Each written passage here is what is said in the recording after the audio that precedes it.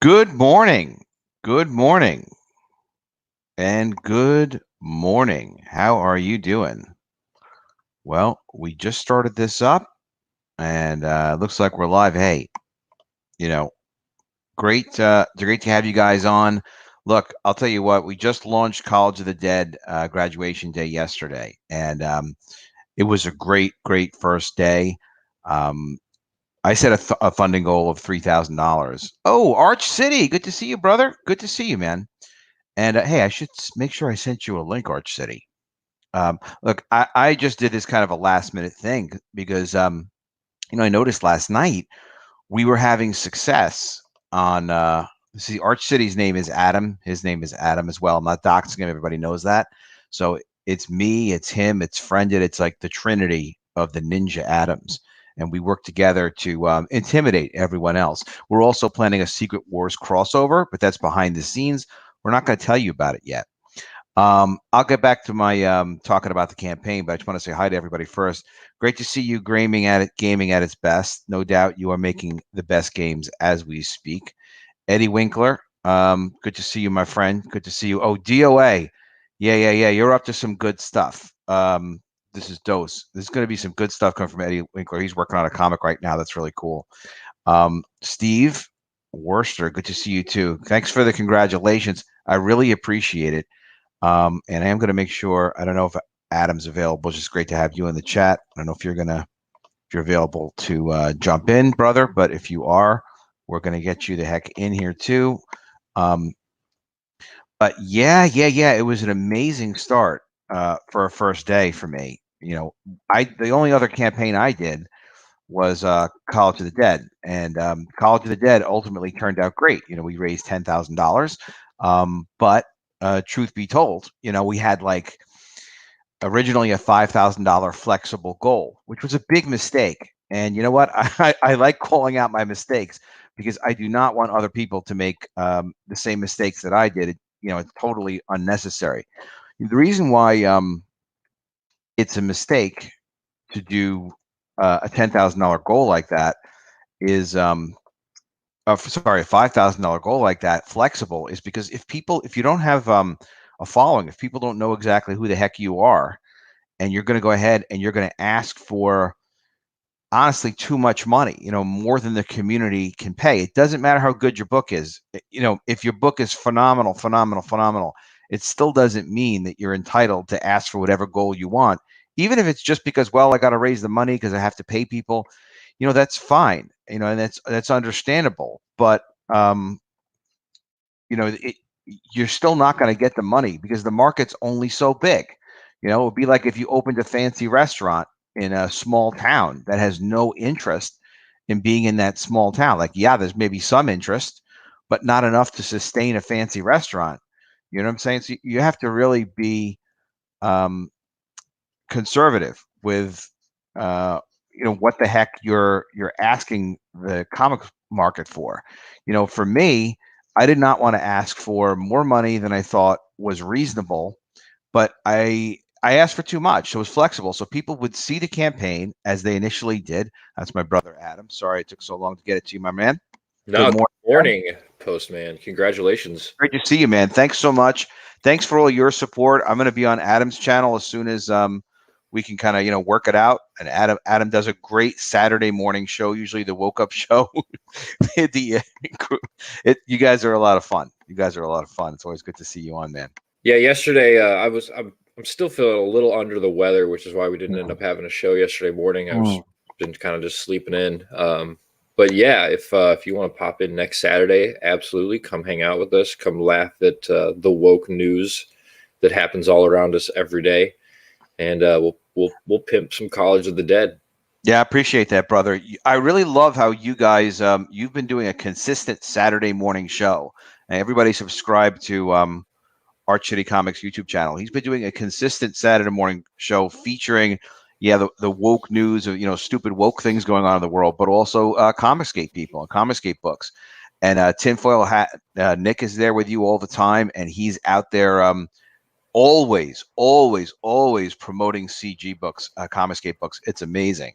He's super dedicated, and there are a couple other guys too. Tampa does it as well with Comics for Everyone, his Twitter account.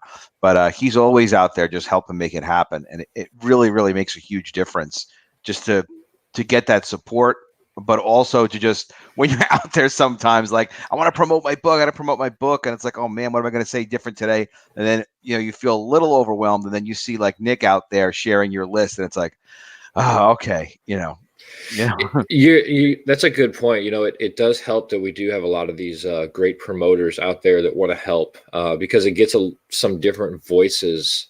Like you said, promoting your own book multiple times a day over and over again, you feel like you're running out of things to say. Yeah, it's hard to say something new. Yeah, but somebody else comes along and they might have just a little bit different view on it, or something else that they want to highlight, which takes the load off of your back. Honestly, it's social proof. When it's also seeing that, like, oh, other people are saying that your book is cool. Other people are saying you're cool. So it's like, well, you know what? It's not just you saying you're cool or you showing something cool. It's like you invited me on next Saturday. That's good for my street cred. Honestly, do you have it doesn't matter. It's not if you're the biggest channel in the world, whatever it is. Like, I earned that, and I have to keep earning that. So people know that I'm cool. People know that people that you're featuring are cool. Yeah, absolutely. So it's a huge help. And then of course that extends to all of War Campaign, who are with the heart, the soul, the machine that never stops behind Comicsgate. Love those guys. I want to talk to Ro as soon as possible to get on and talk about the new book, and to thank him again, as I always do, really, like, profusely, for his early support of the first College of the Dead, and getting me knowing people. This guy Adam is cool. First of all, he has the best fucking first name of anybody. Sorry to offend anybody, but Adam, I think you can agree with me that anybody named Adam is like a fucking amazing. Yeah, number one in my book. Number one. That's the right name. Okay. First man, you could potentially be part of our trinity and make it a quadrity. I don't know. We'll see what that is. Adam says, congrats on the second book. Adam just got done with the first book, College of the Dead, and it was good. Can't wait to see how the story improves. Yeah, Adam got the College of the Dead graduation day book, which he got it when it was in demand. Not graduation day. He got the first book, sorry. And he got the Ashcan first. And the Ashcan book, oh, this is cool. I'll just show it real quick. This is the Ashcan book, and it is available as part of the new campaign. And what it does is it shows the script. All right, I have to go full screen and be extra sexy today. Here we go. Wait, that's not that. All right, let's see if I can do this correct. Solo layout. Oh, solo layout. All right. So what is this Ashcan book? This is a book that I made. Like, I've been making comics for a long time. And one of the amazing things about making comics is you get to see the whole production process, and anything you don't understand about it, you start to learn real freaking quick, because you're seeing, scripts come in. You're seeing layouts from the artist and things like that, particularly with more experienced people. But for anybody that's making comics, I super highly recommend. I mean, you can get the Ashcan book. That'll help. But just do a full script. Even if you're the writer and the artist, I know it seems a little silly, but do a full script, organize your photo references like we have organized in the College of the Dead book, so that, your artist, or if it's even reminding yourself, if you're going to write and draw, keep these contextual references and save them up and stack them up and, refer to it. But particularly if you're hiring people. I tell you what, before I was even, part of making comics, I loved the behind the scenes. When like DC and Marvel do those director's cuts where, you get the comic and then you get like the notes and, the scripts, and you get to see some of the thumbnails, character designs, that kind of stuff. It's always interests me. So I love to see that, like you yourself, and I know there's a bunch of other campaigners out there that do these kind of behind the scenes looks. I really love it. I hope you guys never stop doing that sort of thing. And it is awesome for anybody who wants to get into making comics. If you have any interest, you definitely want to check these kind of things out, because it is a great behind the scenes look, very informative. They're great. It's almost like a school book, essentially. Yeah, it's very educational. And Stefan Petruka is the guy who did the full script on this for me. He did it on the first book, and he did it on the second book as well. And I've seen a lot of scripts, and I've done a lot of work. Just the way he organized and composed it, I did learn a little bit. I'm not ashamed to say. And it's like you keep learning in this business if you keep moving forward with it, and you get to work with really good people. And to the extent possible, you want to work with really good people, and even some of the best people, they can be affordable, But yeah, it was really educational. I didn't make a second Ashcan book for the current book. We just have the first one available on this campaign, but I'm starting to really think about it. So I'll have to think about it because the Ashcan, it really is. It's so freaking educational. People do really benefit from it. And to me, that's a big deal too, because like that's my background. So I've done so much of it. So if I hang around people and I start saying, oh, well, you know what, let me tell you about the Ashcan, like only comics people are interested in that, script stuff, layouts. Did you get a summary before you started having him do the full script? Did you approve it at every stage? Like I have friends that don't care about that whatsoever, but comics people care about it. Yeah, I think people just love that behind the scenes look. And there, like you said, you end up surprising yourself with how much there is always more to learn.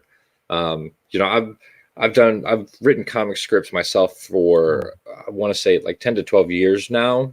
And even I can say that I don't know everything.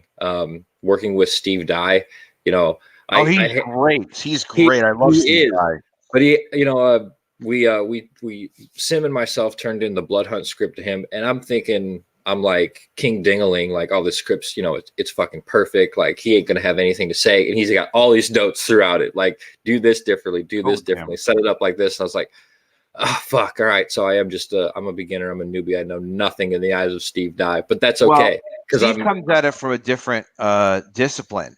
But that said, I wrote an article for the upcoming CG Jumpstart magazine a couple of months ago, and man, he is a fantastic editor. He really is.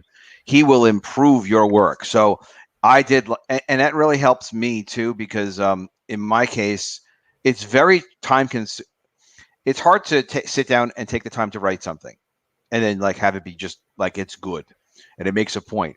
But then to go in and polish it till it's absolutely gorgeous and ready to be shown, that needs help. That a good editor does that. And that's what Steve did. I was like, he's like, are you cool with it? Do you want me to? Because I sent it to him. He's like, you know what, Adam, this is really great. I'm just going to make a couple of changes. That's all right. And I'll show it to you for. I saw what he did. And I'm like, oh my God. Like it's just like the power of having somebody like Steve Dye behind you.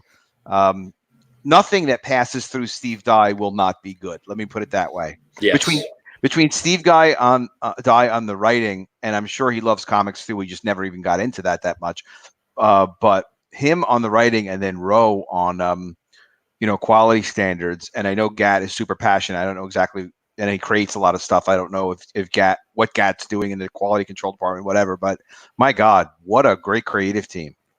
So I'm always going to keep encouraging War Campaign to do more comics because it's always going to be more of what we need, whatever they're doing. Yeah, those three are, you were talking about the Trinity of Adams earlier. Those three, I think, are the Trinity of quality control. Yeah, if you get a thumbs up from all three of those, you're in business. You're doing something really good.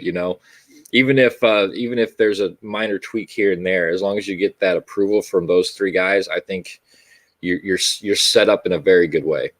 Tungsten is such a great backer, supporter of Comicsgate. He's in the chats all the time. We got to get him on a live stream one of these days, if you will. Tungsten, you let me know. That would be great to have you on sometime.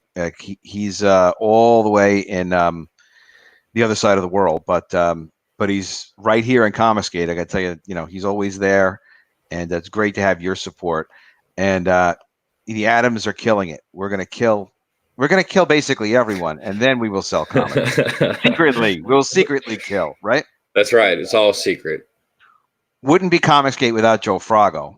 No, it would not. Hail Joe. He's not Joe Frago. Yeah, not Joe Frago. James Hayes with the links and all that. Man of many links. Oh, the moderator supreme. Oh yeah. Eddie Winkler. Yeah. Oh, Ted did a good job on the video. Yo, I have to show my video too. Ted is working with Eddie. I got my eye on that situation, brother. And if Ted asked you to give you something, you give it to him. Tell him everything he needs to know about your property. Eddie is working on a really, really amazing book. We've all seen the artwork. It's that good. It's that Wolfman book. It's that new Wolf book. And Malin was commenting on. Everybody commented on how great it looks. And Ted is working on a video for him right now. We're going to show my video again. We have to. Did you see my trailer yet? I have not. No, Oh, I've been so damn I'm busy, really Adam. glad, Oh my Adam. god. I'm so happy you didn't see it. It's like I'm fucking talking to myself. It's crazy when people call your first name, right? But it's like, but no, I want you to see it. I want your feedback on it. Much regards to the amazing Chris Evans, who's another huge backer and a huge promoter. Chris, we really need your support, like always. Tweeting around, doing your thing, brother. 85% funded. Yeah, that's us, man. We thank God we were there. All right, we're going to talk about that in a second, but we're trending #1 on Indiegogo for I Comic did see Show. that. That's so like big congratulations to And, you on that. and, That's and really awesome. brother, and look who we pushed out of the way. This angry. This is how Doug is. I'll bet you. Like behind the camera, nobody can see him. Furious, angry, not getting his way. Who can I hurt or manipulate next? Sorry, Doug, but it's leading people astray is horrific. It's horrific. That really makes me, honestly, of all things, the thing I am most angry about with Doug is his utilization of creative people for his own ends in such a manipulative, cruel way. Yeah. That is problematic for me. To use an SJW word, that's horrific. We have to, creative people need to be supported, and they're not there to just to push you to your next crazy goal. You have to win people, not capture people. And absolute. Oh, I'm supposed to be on tonight. I'm pretty sure it's 11 o'clock EST. It might be 10 o'clock. EDT now. Oh, we're in daylight time, so we got to switch everything back over to EDT. Yeah, EDT EST down with OPP. But I'm going to be on with Raging tonight. Who I love sweet. this guy. Yeah, he's like too freaking cool. His book's amazing. And he's got a great attitude, and he's not a kid either. I don't know how old he is, but I'm judging he's like roughly my age or whatnot. So I don't know. Well, I guess I'll talk to him more tonight and see. But he just did a video this morning I saw on responsibility and accountability. Like we shouldn't be held responsible for things that we don't have control over. And I was like, wow, this guy's pretty fucking cool. I got to talk to this guy some more. Really interesting. And he's going to build out a whole universe with Blade Devil, which is really exciting. So yeah, we beat Angry Doug over here. Freaky Angry Doug. We're really happy about that. Let me just make sure I get through the rest of the chat. There's so many freaking cool people in the chat. Oh, Adam, thanks for posting that. Liam, hey man, it's good to see Liam. Liam's got Xenotype cooking. Xenotype is incredibly ambitious. Everybody supports Xenotype, but my God, Liam, 200 pages, full color. I mean, that the last guy that did that was that I knew of. Who did that? Well, successfully, I don't recall, but I can think of an unsuccessful campaign recently. I know a guy that did it successfully. Sullivan Sluggers. He did $100,000. It was on Kickstarter. It was like pre-Indiegogo days back in 2012. I was going to say I own that book. Oh, do you? I bought it out of the my LCS though. I did not help crowdfund that book. But wow, you talk about just a fantastic book as far as story and artwork. I haven't thought about that book in a long time. Thank you for bringing that up. Actually, I feel like I need to go back and reread that now. Yeah, take a look at that one, man. He actually, people don't. All right, when you're old, you know a bunch of shit. So I'm 49, so I know a bunch of shit. Tough shit. All right. Before Comicsgate, before Brian Pulido. What? There was a before Brian Pulido? Yeah. There were in the olden days of the 1960s with Stan Lee and Jack Kirby, and then later Jim Shooter. Yes, there was a before Brian Pulido. Before Brian Pulido returned to publishing. Before Everett Hartsoe, who has a problem on a couple of books with shipping. I hope it works out. I think there's a Razor book I'm still waiting on, but he's working on the movie, whatever. But any event, Everett Hartsoe came back into publishing. My old friend and I want to say business partner, but that hasn't happened yet. We just worked together in my publishing company. And then he started his own publishing company. Kirk Lindo, who did Brainstorm Comics and the character Luxura. We all came back after Mark Smith did Sullivan Sluggers, because that was the first OGN. That was the first original graphic novel that hit it out of the freaking park. Majorly hit it out of the park. He did just under 100 large. And he had James Stokey as the artist, and he had it almost all complete when he offered it. So it was huge success. So us as other publishers were like, wait a minute. Like the 90s guys that were like, man, direct market's not here. We can't make it work in the direct market anymore. We were like, whoa, wait a minute, man. This guy is doing massive, massive numbers. And then he did a hardcover, made it oversized, got killed on shipping, and it took him a long time to get the book fulfilled. But he ultimately did deliver to everybody. But it was like a year late or something like that. He's a friend of mine. I got that's awesome. Yeah, man. I reached out to him after that. I feel like you're friends with everybody, though. I hope so, except for whoever's mad at me. Sorry. But man, yeah, he's a friend of mine. I reached out to him when I saw what he was doing. I was like, this is kind of amazing. And then he and I have been talking on and off over the years. He was working on a sequel to Sluggers. We were talking about potentially partnering on that, but it just wasn't right. It didn't fall together. I was encouraging him to offer it to Dark Horse. I advised him a little bit on that for reprints, because a lot of people never got to see it. And I was glad to see that he got his. I don't know if it came out through Dark Horse ultimately or not. I think it did. But he got another little royalty check, and it helped. And he's been publishing other books since then. He's been working with Matt Weldon too. Oh, really? Yeah. He's working with Matt Weldon on something called like Gladstone's School for Conquerors or something like that. But he's been Kickstarter. So I got to try and get him over to CG. He's a kind of a visionary, and he's written some articles about sales of direct to consumer. He actually did a manifesto that Comic Speak covered. Yeah, man, that'd be an interesting subject. But yeah, so he's funny. So let me tell this story. I'll get off of this one. So I was actually just messaging with him a couple weeks ago, and I was like, listen, man, you're one of the really early guys. People don't even understand. There might not even be a Comicsgate, because if not for what Mark did in 2012 at Sullivan Sluggers, because he showed that OGNs could, original, expensive, big budget graphic novels could be directly funded through consumers. It was him, and there was another Fairy Quest book or whatever, but really he was the big one that a lot of us talked about and got noticed. And then there were a lot more original graphic novels and comics created after Mark. So I was like, Mark, we should get on and talk about this again, man. And he was like, yeah, let's do it. And I'm messaging with him, and I was like, we could do like an hour interview on YouTube or something, because he's seen my channel. And he was a little bit like, Adam, an hour is kind of intense. This is, maybe like a half an hour. No, dude, an hour goes by so fast. No, he's just never done it before. So I'll have to do an offline, like an offline practice stream, right? Something like that, just so he gets a little comfortable. But yeah, have a pre-stream. Yeah. I've talked to him at length. He's a really interesting guy. He's a lot of fun, and he's really creative. He's done a lot of stuff, and he'd be great for Comicsgate if I can get him to be. That's why, I know. Bring him on board, man. I feel the more the merrier these days. We need more quality people out there producing, exceptional work. Look at what I can say Sullivan Sluggers is exceptional work. Yeah, and if you think Matt Weldon's good, he's done several books with Matt Weldon. Actually, got to know Matt Weldon through Mark a couple of years ago. We were talking about one of his projects. Who remembers even what it was?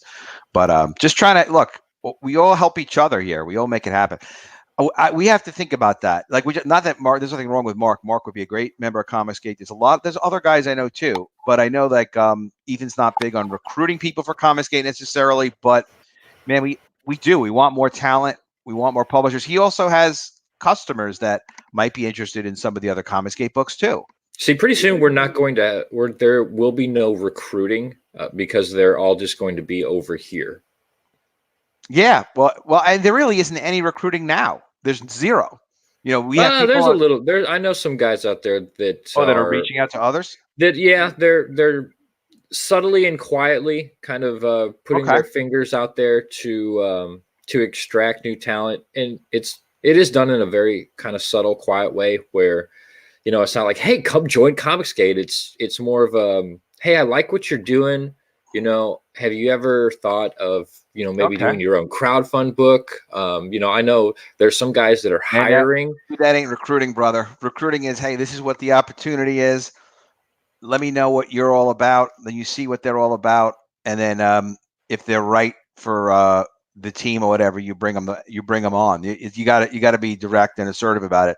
But I'm not saying that that's what we're going to do or whatever. But I don't know. We just have to also figure out who we need and what we need. But yeah, I'm gonna follow up with Mark and I'll see if I can get him on for more than 30 minutes to talk. Hey, we got not Joe Fuago says, I'm so mad at you, Adams. What did we do? Oh yeah, let's see what we did. Tell us what we did, and we got to get through more chats. Adam, this is like a double Adam stream. We love it. College of the Dead, brother. Tony Sizzle. Yeah, I also opened this up to Periscope, which means this might be working on Twitter as well. I have no idea. Oh, But are we multicasting or simulcasting? We're simulcasting all over the universe. Yes, even people on the other side of the world.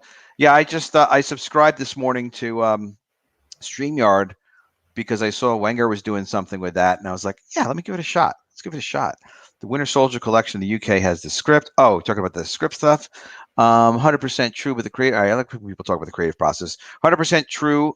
The creative process is something that not everyone likes to see. However, it helps people who do use as a reference for their own process or even grow the interest. Yeah, the creative process is so interesting. If you don't love the creative process of making comics, I mean, there's always problems, but if you don't love the creative process of making comics, it might not be for you because it's so freaking interesting talking about nothing and then turning it right. You're like, you start out with nothing. Like, well, what if we had this girl who I don't. I'm trying to think of not advanced. Let me go backwards.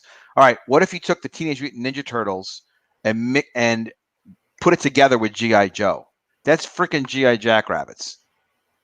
Ninja Turtles, GI Joe. You put it together, you execute it well. That's GI Jackrabbits. Now, what is that's just an idea. It's just sort of like a mini presentation. Like, all right, well, you need a lot more work than that, but that's what it starts from. That's the high concept, we call it. And then to be able to turn that into stuff that you can get excited about looking at, it's miraculous. It's better than movies because you start with a blank. Yeah, that's where your creative imagination takes hold with that small little spark of an idea. And then the next thing you know, you've got characters and world building, and it just extrapolates from there. Adam, when we do it, sometimes we get ideas from nowhere and it's really exciting. That's where all of my ideas come from. From the ether. Absolutely nowhere. Right. But when you're involved with other people and they're contributing and you have a good working relationship and you can kind of collaborate, man, it's miraculous. It's unbelievable. The stuff that like we're doing a character design for this female character for GI Jackrabbits. She's like 20 years old or whatever. And the first character design, it wasn't coming together. And then I asked the artist, can you send me some references of some like sexy women that you've done, just whatever you've got. He sent me like 10 things. One of them exactly looked perfectly like the best version of the character. Like if the character could look like this exactly, it would be phenomenal. And he's like, yeah, that's like a nothing character. That's fine. I'm like, all right, great, let's do that. But we weren't getting there. So it's just like, communicating through the art, just sharing information. Stonewolf was saying, did you show half your new comic on the IGG page? With me, I put up like 6 pages. That was all. But Joe Frog goes, wait, we got to find out where he's mad at us. Comicsgate is worldwide now. Yeah. Comicsgate UK, great people. Comicsgate Japan, Comicsgate Australia is coming together, representing comics. There you go, CG UK. Isn't that really wild though? The CG UK. There's some crazy people over there.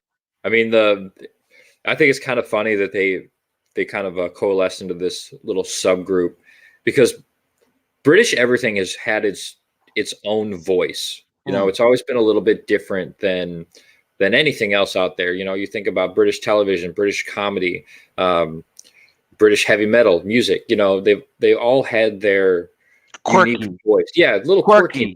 edgy, iconic.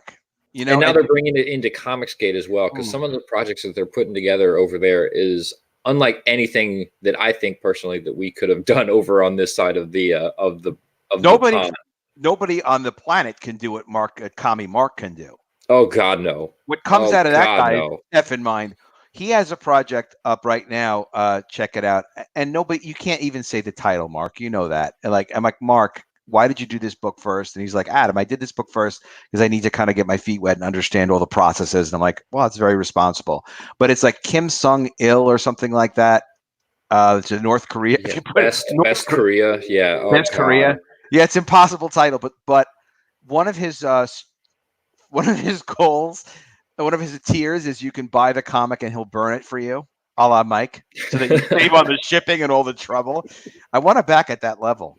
You know, how awesome! That's like because he's like trying to be like unbelievably meta with it, and you know he can do it. Like he's really, and he's the not Daredevil guy, and he wants everything to be so iconically different. I'm like, man, let's just get that not Daredevil book out next so we can buy that damn thing. I would like to have a People physical want that. copy of that. Oh, everybody wants that because and that's the thing about War Campaign. I have to say this too yet again.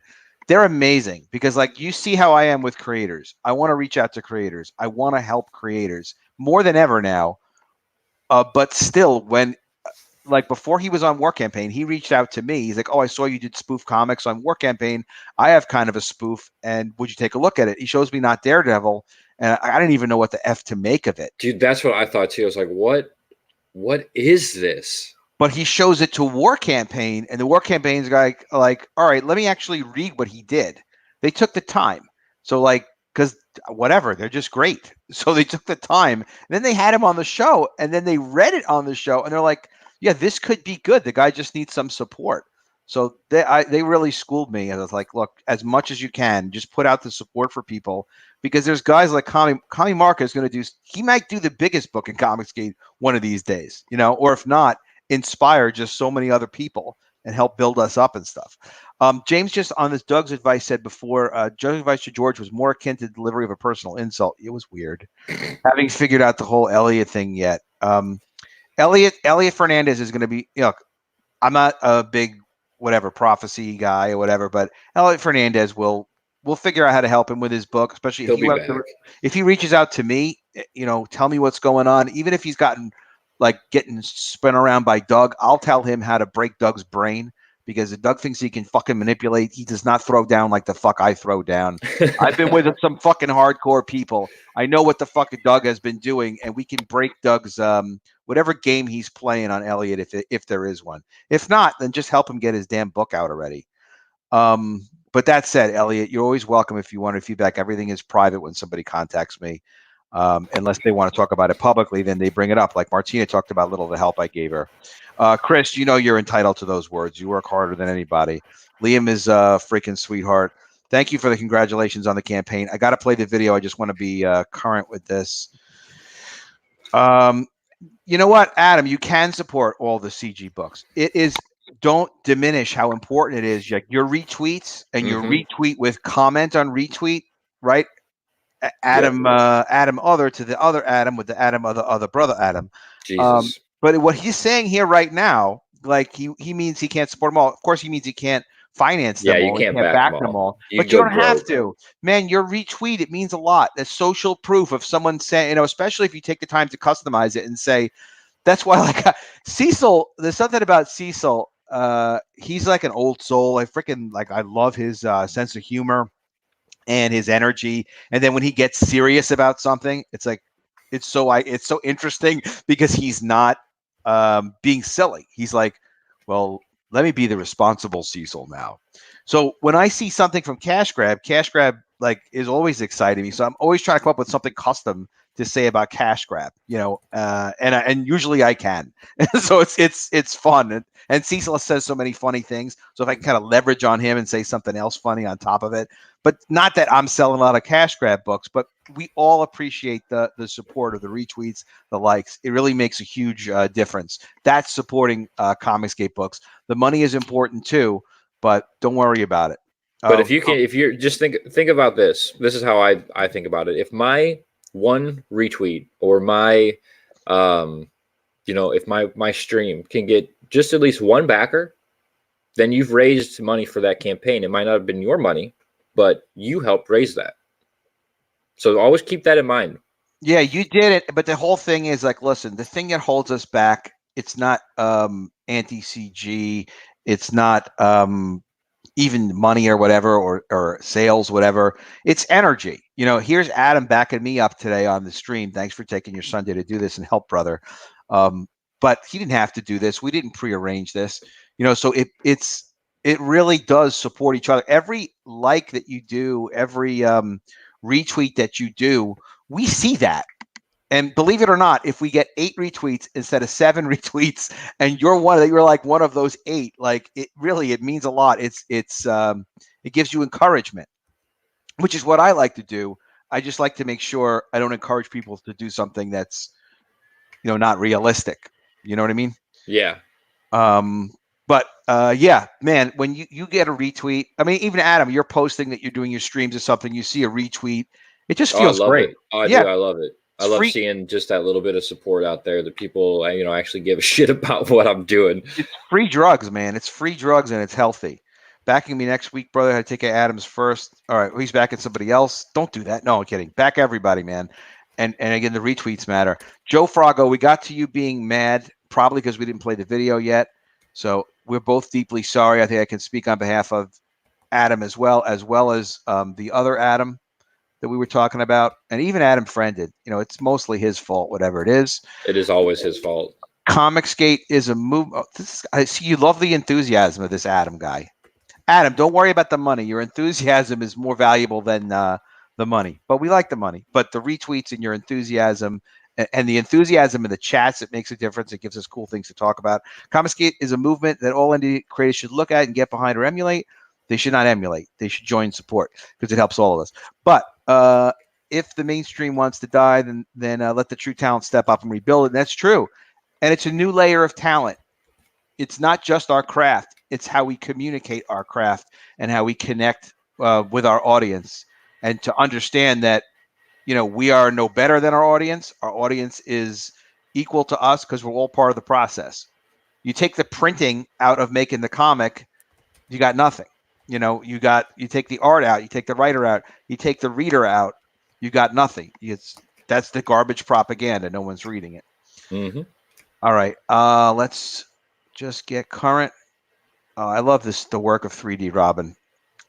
Every now and then, I'm like, CG Poland's kicking it too. That's I got to get Nella Possessed in here. I haven't seen her in a while. It's worrying me. Nella Possessed is cool. You know what I'm talking about, right? I do. Yeah. Yeah. She's cool people. All right, we're going to play this video finally. Sorry for keeping you guys. And we're going to go full screen. Adam, you got to tell me what you think. This is the All right, I'm ready. This is the genius of Ted Zagaro with me helping for 2 weeks. Theoretically, the audio is already set up. Let's see if it works.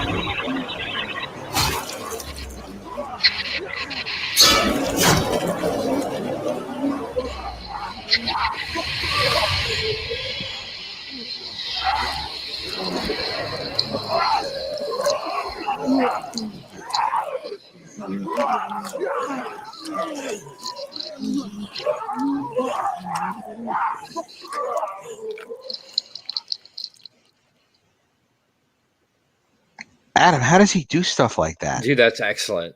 Ted's a mastermind. He's done quite a few videos for campaigns now. Like, he's kind of becoming that go-to guy for promo videos, and he knocks it out of the park every time. I love watching his little short clips.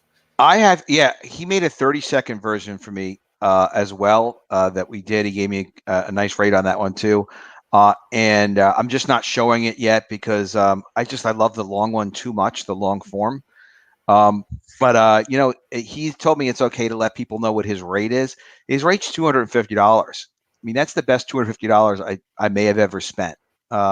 It's awesome. Yeah, because that investment will come back. I'm sure at least two, if not fourfold, in backers just from watching that video. And I think it's Adam. Tell me what you think because you've seen so much stuff. Should we be doing trailers where like we're not Steve? Even Steven Spielberg is not. He's not there talking over his trailer. He'll play his trailer, but it the trailer's like a commercial. You know Yeah, what I I mean? think that's exactly how we should go into it. 2 minutes max, nothing longer than 2 minutes. 30 seconds is good. A minute's good if you can get something that's nice and captures, what you're trying to put down. No, I don't think you should do like voiceover. I mean, you could do Like a little, maybe a voiceovers, tiny bit, maybe. but I would say do dialogue voiceovers and not you talking about the book. You know what I'm saying? Mm. Like if you're gonna do voiceovers, do that kind of mini movie. Like I liked how there was kind of like in the beginning there was that background noise where it kind of sounded like you were at the student center. People kind of like talking. Yeah, milling around. Indiscriminate rabble kind of in the background. I think that's really good. Like those sound effects are great. But as far as like a promo vid of you going, hey, this is Adam Post. Make sure you back College of the Dead graduation day comic book on Indiegogo Yeah, I've been live making now. comics since No, 1995. yeah, no, Well, skip because over that. Adam, don't you think like that's the purpose of our YouTube shows? That's like to get to know like, well, who is this Adam Post guy? Exactly. Who Yeah. who is this Volt Kobold guy who's working on a comic or whatnot? Who are these guys? It's like, well, you get to see all that on YouTube shows. So it's Yeah. different from like if you're on like a static Kickstarter junkie thing or something, and people don't know who you are. It's like, oh well, introduce yourself, talk about your project, and it's like, well, no, I mean, we do that constantly. We spend a ton of time on that. So maybe we just make a commercial that's a good commercial and let Yeah. people, see what it's about and get interested in it. Yep. That's where my thoughts are on it. Make it a short commercial. You yourself as the creator don't need to be present in it. You know what I'm saying? Yeah.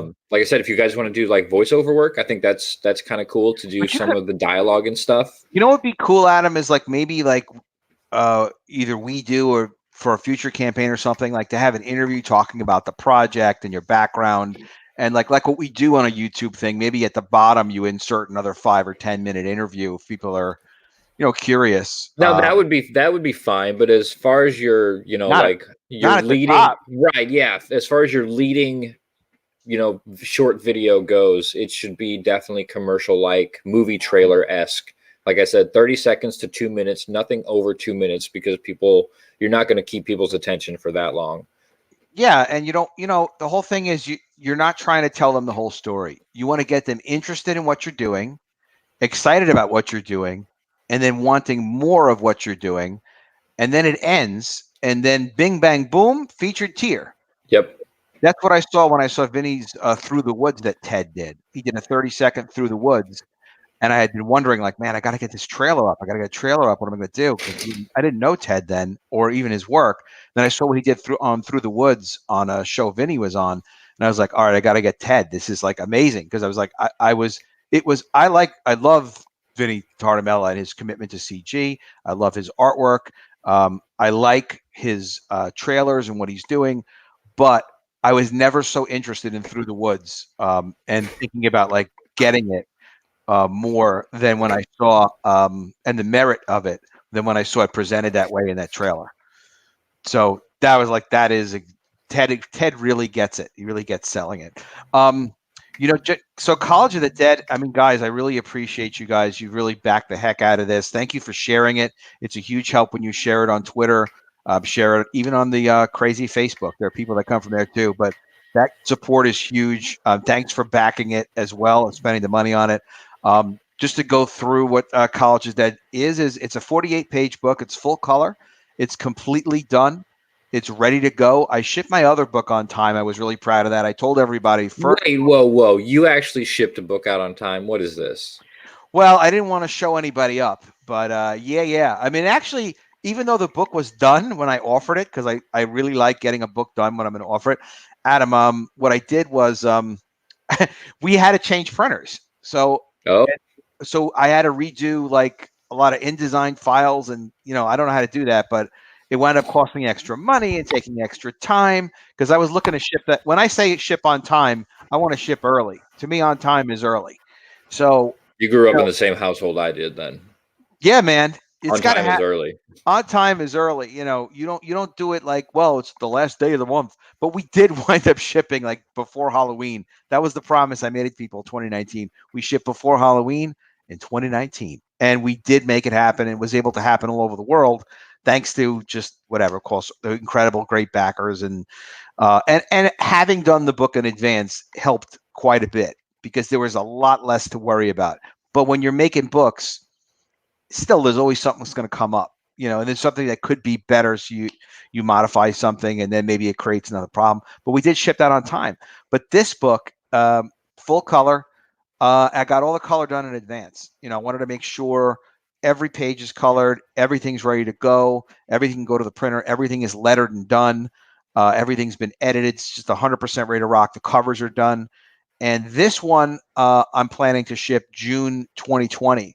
But I'm also doing kind of a come up and a throwdown and ain't nothing but a gangsta party, Adam, as the song goes. Ain't nothing but a gangsta party. No, I'm throwing down with Vinny T on this one and saying, Vinny, I'm shipping June 26, 2020. What day are you shipping your book? You know what I'm saying? And Vinny's like, listen, Adam, I ship early. I ship on time. I'm like, yeah, you do. And you've done it like he did it 7 or 8 times. Nobody can compete with Vinny. But I do have a ship date. I think I'm the only one in the crew so far that has a ship date. So everyone else is doing phenomenal, by the way, with their delivery. I'm seeing great things coming out. Ever since Cyberfrog shipped, a whole new world for us. But Adam, June 26, 2020, brother. So it will be ready. I'm gonna remember this. Yeah, you come after me. If it's June 27th, be like, listen, where's my freaking zombie book, right? Where's my zombie book? So, yeah. So that there's this cover. This cover is insane. I love that cover. Oh my God! If you're into zombies and you like boobs, this is for you. I think that's why it speaks to me. I like zombies. I love boobs. Yeah, I like zombies. I love gore. You know what's really funny? He's an artist from Spain, so I've been telling people this because I've worked with a couple of guys from Europe before, and they always draw boobs like flat. And it's like, okay, well, no, I want her to have bigger boobs. And they're like, okay, fine. How about this? And like, if you feel ridiculous, you're like, no, they have to be bigger boobs. Like, all right, fine. And then, like 3 iterations. And then finally it's like a healthy girl. Like think obnoxiously big and just go one tick lower than that. Yeah. And for them, that's like a B cup. They're not really, I don't know. It's funny. It's not everybody in Spain, I'm sure. It's just everyone I keep running into that's not American is like, well, let me make them look, like, no. We're not trying to be realistic. We're trying to be, this is fantasy, baby. If I have a fantasy, she's going to look good. Well, right? Damn right. I mean, this is comics. It's supposed to be off the wall. You want the SJWs to go, where are her organs? Yeah, where are her organs especially on this one, they're eating them. It's right there, right there. That's very true. Yeah. They're making a sandwich out of it. Liam says, check the back room. Is he lurking? Oh, all right. I love Liam Gray. Nobody can talk shit like Liam Gray. Oh yeah, I have to. There's Liam and there's Joe. Oh, no wonder he's mad at us. It's a party. Yo, Joe. Outraged. Yo, Liam. Absolutely outraged that you would leave us back there that long. He was paying no attention to what was going on in that back room. I don't even really know where I am. I've come to expect that from the Keymaster. We've got the light spewing in from the other dimension behind you. I know. I noticed that as soon as I got in here too. I was like, oh man. People want to know what's behind those curtains, and I haven't even made my goal yet. Like, sorry guys, let's be realistic. That's going to be a stretch goal to get us to like 50,000 or something. Yeah, But it's gonna be a stretch goal that gets us all taken straight to hell by Zool. So Liam, well, it looks like she's going to Zool. European boobs are smaller. They're slim people. All right, that is a very logical argument. Americans don't are buy kind it. of chubby. Yeah, all right, we don't have to buy it. We're not I don't buy it. Joe Frago, I've never been on a stream with you before. It's great to be with you. Yeah, I'm hopping around a little more here and there, getting a little better. I was on with Carla and Chris Evans the other day. Awesome. You just get used to it a little bit. And you know what? You're a legend. Everybody knows, well, they know Joe Frago, not Joe Frago as much, I think. Yeah. Well, a little bit. That one's coming up too now. But yeah, Joe, you've been hopping around forever. You've been supporting CG Books forever. I miss Joanna. Yeah, if she comes around again, let us know. I do. I Yeah, miss to see Joanna. what she's up to. Yeah, I've seen Chris Evans was bragging about his shirt he won from Adam or other Adam. There's too many Adams. That's why I came in here. Never enough. Oh But yeah, then, mix it up a little bit. So Yeah. I had to one up Chris Evans by hopping on. Oh, there you go. Yeah. And I got on right when you were talking about the Tig old biddies. Good time to hop in. Chris, you definitely need to make sure you post a picture of that because, yeah, when we did, I did a 500 backer spectacular on the Weekend Woke Up show a couple weeks ago. And we gave away some sketch cards from Sim, and I gave away one of my brand new I'm Rubbing It Weekend Woke Up Arch City t-shirts. And Mr. Chris Evans was the lucky person in the chat who got that t-shirt. So you better post a damn picture, Chris. Yeah, post the picture. The t-shirt ain't there for no reason. I didn't give it to you for nothing. I mean, that's supposed to be my free publicity. Yeah. And also wear it in public. And you might want to rob a fucking bank or something too, so we can see it on TV. You're a human billboard, bitch. That's right. Yeah, we say Liam gets it. We mean it in the nicest way possible, of course, Chris Evans. Of course. Appreciate you and your support. You can't see, but I'm shaking my fist at you furiously. It's great. Chris, you're a funny man. You're a funny man. What a great group we got here. Hail to you too, Peter. Hail Peter Charin. Guys, thanks again for sharing links and supporting the campaign. It is tremendously appreciated. So it's funny. This was not the first cover he did for me. The first cover he did for me was this cover in black and white, which was awesome. This is Javier, the same guy who did the interior art. And he did this amazing cover in black and white. And I don't have it up right now, but I'll show it another time where you show the cover, the black and white and the color. He did an incredible job. So then I was like, listen, I want some hot girls surrounded by zombies. This is the first time I had to go 3 times around with him with her boobs need to be enormous. And, we finally figured that out. But then he turned this in and I was like, I can't just have one variant cover then, because it's too freaking good. And thank God I didn't stop. Let that be a lesson. Spend all your money. Thank God I didn't stop. Right, because then I got to spend money to make money. Everybody knows that. You got to foil the IRS. You got to have those tax write-offs. So buy those variant covers. You got that, but also like don't be ridiculous or be a little bit like me because there's even another variant cover that I had him wound up doing, and I just couldn't resist, and it came out very cool. But 2 variant covers is kind of enough, at least for now. You don't want to get too nuts with the variant covers. That's exactly right. Hey, like we don't want to fall into the trap of a certain Mogwai loving chef where you launch your campaign and it's 9 variant covers and it's just overwhelming. 9 is too many. I like 1 or 2. Making 3 covers total. I think that's perfect. Yep. Anything more than that, you're losing me, and you're probably losing backers too because people aren't gonna. People don't care. These are highly prized collector's items, like College of the Dead. It's going to be a Netflix series or a movie. There's something that's coming to this, and people want to have complete sets. Oh, I can't wait for Netflix to get a hold of this and ruin it. They're going to have to write a check before we're going to let them ruin it. No, you know what? Who knows? It's possible. Everybody kind of knows somebody who knows somebody or whatever it is, but my focus is the comics. And, I was talking about this more on the stream yesterday. Like, people think that Brian Pulido is doing some sort of magic with Lady Death. I mean, all he's really doing is he's being consistent with his publishing schedule and delivering the product he promised for the customers. Like, without any flowery language, it's like, even if you so we're talking almost in the McDonald's range of like, you don't want to make it generic, but just all right. So not McDonald's, but actually I like their new artisan chicken sandwiches. They're pretty good. But if you Did you go, just get paid to say that? no, I feel like that sounded like a paid advertisement. no, they are pretty good. I was thinking about them. Like, do they have anything good? I'm like, well, they kind of do have that good. But it's just like, all right, Panera Bread, for example, who did pay me to say, look, I like their Caesar chicken salad. It's pretty good with the croutons. But anyway, the point is, you deliver. Do you work for the clown? I have stock in all of them. I have stock in all. No, that's not surprising. I knew it. No, I don't. I don't. I do not. I don't believe in that kind. I put my money into comics. So, my point is you get on a schedule. Like people get College of the Dead 1.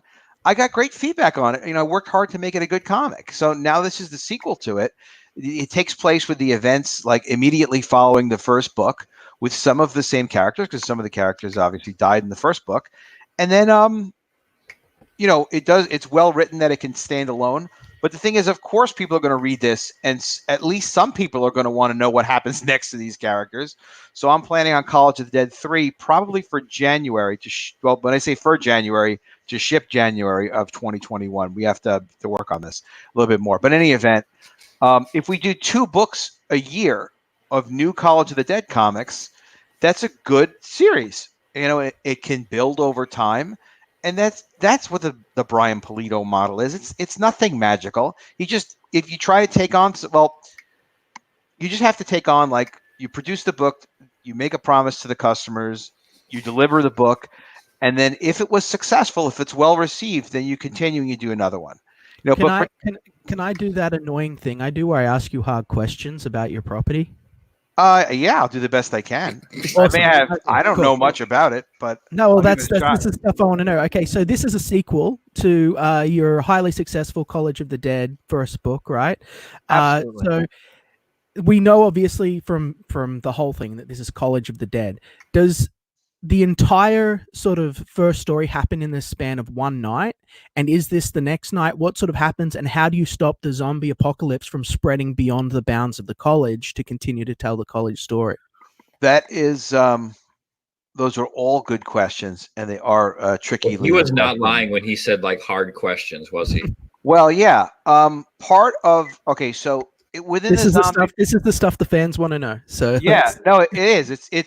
And it's all like, it is interesting, and it's part of the development of all this. Of like, all right, well, one of the things with Night of the Living Dead that I think Kirkman did a pretty good job of commenting on is like, all right, well, you set up these characters, you put them into this world, they're in a zombie apocalypse. Some of them are getting killed, some of them are surviving. Society is changing around you as you speak. In The Walking Dead, it turned into the Middle Ages. So, that is not a one movie or a one story kind of situation. Yeah. You've introduced really an alternative reality, in evolution. So you have to make decisions about like, all right, well, how much time is going to take place in between the books and how far along you're going to move the story. The plan right now was to keep it close to real time, but not necessarily moment to moment. So how many days pass between book 1 and book 2? Not very many. It's probably, I would say, within 24 hours from book 1 to book 2. Yeah. And then with book 3, we have some choices to make. And also going along, this wasn't, originally when College of the Dead had started, I was looking at it as like, well, maybe we'll do it as a monthly comic and then just keep, stories coming out. And it just wasn't viable because it wasn't going to be crowdfunded. It was, it's crowdfunded. You can't really do a monthly crowdfunded. No one should try because it's not set up for that. Yeah. So to answer your question, though, I am giving it some thought, and I haven't fully decided like how much more time do I want to have pass, because a lot of interesting things can happen if you let time go further ahead. So as far as the larger world, that's another question of, do we want to take them off the college campus? I mean, I could stay on this college campus for the next 5 years and 500 pages of story at the rate that we're going. So I think Yeah. that would probably creatively be your better idea, unless you're really trying to sort of expand out later, because it's College of the Dead. You want your brand to represent your product, um, but from a story point of view, like what's going to stop these zombies from just spreading out and leaving the campus grounds and Well, you infecting know more what? people? And Well, the thing is we don't talk about. This was um we don't talk about much of the outside world because Mhm. you're taking. Thank you so much, Peter, for backing. You are always amazing, Peter. Everybody, be like Mhm. Peter. Back the hell Yeah. out of this campaign. And Share it. Peter's a guy that gives till it hurts, and he believes in Comicsgate, and he backs Oh these yeah. books. He's a true legend, right? So Yep. Peter, don't let anything hurt, brother. Mhm. Take it slow. And you know what? I was just telling Adam this earlier, a different Adam, and this Adam, many Adams simultaneously. all the Um, atoms, all all the the atoms. All Adams of us, and all the everyone. Adams yet to exist. Uh, Supporting Comicsgate it doesn't mean that, well, I can't afford to support all of Comicsgate. Yes, you can. It's not about the money. First of all, how Mhm. you feel about Comicsgate is very important. That's out there in the universe. But the second thing is retweets, Liam. Like when you see you get one extra retweet of, you get 18 retweets on something instead of 17 retweets or whatever. That extra 18th retweet feels fantastic, doesn't it? For It's sure, that for it's sure, that it's exactly. that Yeah, extra encouragement. So the yeah, retweets, the likes, the shares like that, it's hugely, hugely helpful. If you guys know of any other crowdfunding groups that you can paste our links into, that's also a huge help on the campaigns. Liam's got I'm horror based, so obviously there's a lot of horror groups and stuff like that. yeah, Especially on Facebook is actually kind of awesome with groups. You're not going to yeah. get a lot of money, make a lot of money from Facebook, but you'll reach out and you can meet, some new people and people can find out about your books. So that That's does right. help us tremendously, guys. If you ever have time and you're like, damn it, I want to help that guy. I just can't give him all my money. You Mhm. will help us a lot by anime groups for Xenotype, crowdfunding groups. Um, it is a huge help, and the retweets, whatever you have time to mess with, it's a huge help. You got guys like Tinfoil Hat Nick that's doing an incredible job for Comicsgate promoting. Adam is doing a great job with his show promoting. Tommy is Comics for Everyone. Tanpa, Tompa. he's doing an incredible job promoting. He did a video for me yesterday. I was like, this guy's freaking amazing. What could I do for this guy next? And his attitude is like, just make good comics and help keep supporting Comicsgate. So it's that Yeah. strong community that we all have. But to answer your question, we don't really deal with the larger world with College of the Mhm. Dead. Our attitude was like, well, we want to show you this. There's no radio broadcast that's playing that's saying, and now we don't know what's going on. It's an emergency broadcast system. We've heard that Japan is like, so we're not introducing and dealing with the rest of the world. But the premise is that this is the world that they live in now. It's not just that there are zombies attacking on this campus. That could, Oh, okay. yeah. So now that could potentially change because my take was, I want George Romero's Night of the Living Dead world where the dead are just coming alive. I want that world, and I don't want to screw around with that world. I don't want any Mhm. cures. I just Yeah. want. I consider it. You want hopeless despair and people to be gnashing I their don't teeth in no, panic. but you want to Yeah. know something? That's something that's really wrong with. I was talking with Stefan about that. Mhm. We were working on this. That's something really wrong with The Walking Dead. Is like, you know, it, I don't like that negativity so much. Mhm. Because it's miraculous to survive. It's a war zone. Mhm. I had family that were in Nazi Germany time zone of like my grandmother's brothers and sisters and stuff like that. And a lot of us do, like, go a couple generations back. They were in a fucking war zone, but they were Mhm. people in a war zone. They weren't animals in a war zone. So Exactly. there were people surviving. There were people like showing kindness to each other. They were Mhm. miraculous, like one positive story after another, Mhm. surrounded with horrificness. The horrificness is the freaking zombies. The Mhm. Yeah, horrificness for is sure. when you're having a human moment and then the person you're talking to gets like their head blown off. That that Yeah. that is horrific. That I that love ain't that. right. That Yeah, ain't good. no, I think that's great. I think that it's good that you've even just tapped into that analogy where you know that you're drawing on past experiences where you've had relatives that have told you stories about adversity and war and toil and how they still found hope and maintained their humanity in the face of this absolute horror. And I think that is inspiring. It's a great place to be. Liam, you bring up good ideas too. This is why everybody loves Liam Gray. Is like, maybe in terms of the outbreak. Unfortunately, we're dealing with this with coronavirus to a very minor Exactly. extent now. Like maybe there's a place where they haven't had a zombie problem yet. And then people start a new life, and then things are pretty protected, and then it gets threatened, and maybe there's a way to maintain it. But there are really, it's unlimited stories that you could do. It's a fascinating genre. With me, I kind of always wanted to do an ongoing zombie series. I mean, really, I was very excited about what I saw Kirkman do, his treatment of his characters early on when Rick lost his hand, and then later I realized like almost everything that I loved about what he was doing, like the cool iconic things, the telephone with his dead wife, the phone call. That's actually been done in other zombie projects. He would just like lift this and adapt that, and lift. Yeah, this he mixed and matched just a bunch of the best elements. And you know what? Nothing wrong with that. It's just like, all right, rose the bloom off the rose a little bit, but still, like, it's still really cool. So question two. Here we go. Tell me a little bit about your protagonists now, or protagonists. Did they survive the first book and flow through into the second? Is this a new group of individuals in the second book? That is a really good question, and some of the protagonists survived, and some of the people died, and some of the characters that died, they didn't die inexplicably. They given circumstances, it's understandable why they died in the first book. I'm thinking of one character in particular, but still, it was like it's a shock like to read it, to go back and read it and be like, oh damn, that she was cool. I thought she was going to be like a regular member of the group. It's like, no, she's dead. And then you have, that was one of those. See, this is something that Stefan did in the first script. One of the strong characters died, and which was kind of unexpected because it's not like she was facing the zombies, just shit didn't work out for her. And then another character who was a weak character died. Spoilers. Yeah, well, a little, just a little bit, but just to show like the writing he's really excellent. Stefan really knocked it apart. So a weak character died also, and she should have died because she can't live in that world. She's not going to be able to function in that world. But it happened. Interesting.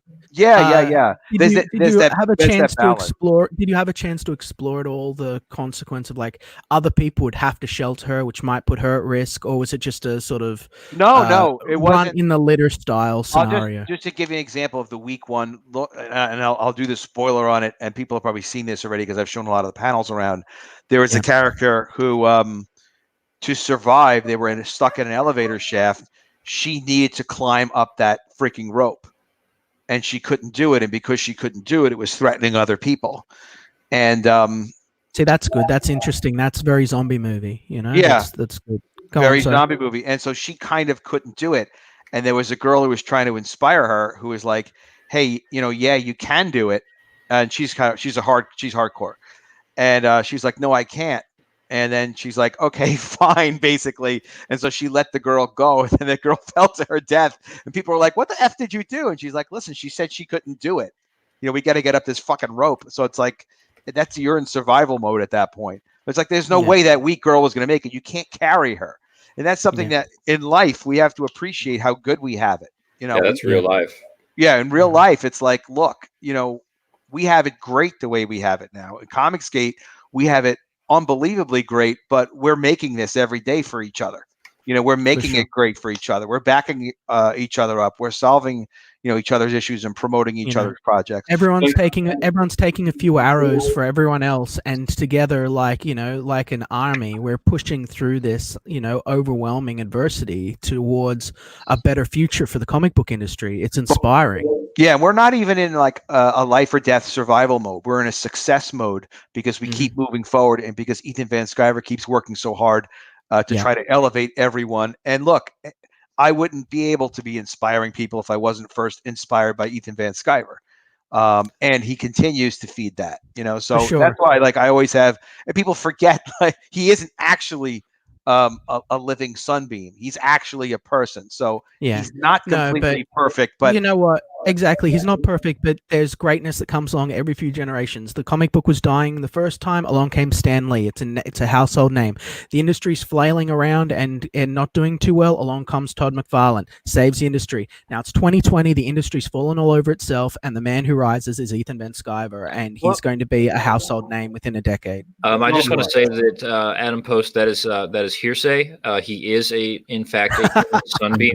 Well, I don't want to get into a war over it with War Campaign, but people need to understand that, like, he's hardworking. He's very disciplined. He does care what happens to everybody. He can't put equal amounts of time into everybody. He's supporting everybody as much as he can. And what we have to do is say, like, we have to act like Ethan wasn't here anymore. We have to act like it's up to us now. You know what I mean? Like, I need to be streaming as much as I can every day to support College of the Dead, but to support other people as well, to support what Liam's trying to do. When Joe Frago, if he does a comic, I don't know what Joe Frago's hopping around doing, but whoever is trying to get it done, who's got their head and their heart in the right place, help them. If they don't, try to help them to get where they got to be, because guys like Kami Mark, who have just like absolute raw talent, just so many people. Vinny Tartamella, thank God Vinny feels welcome.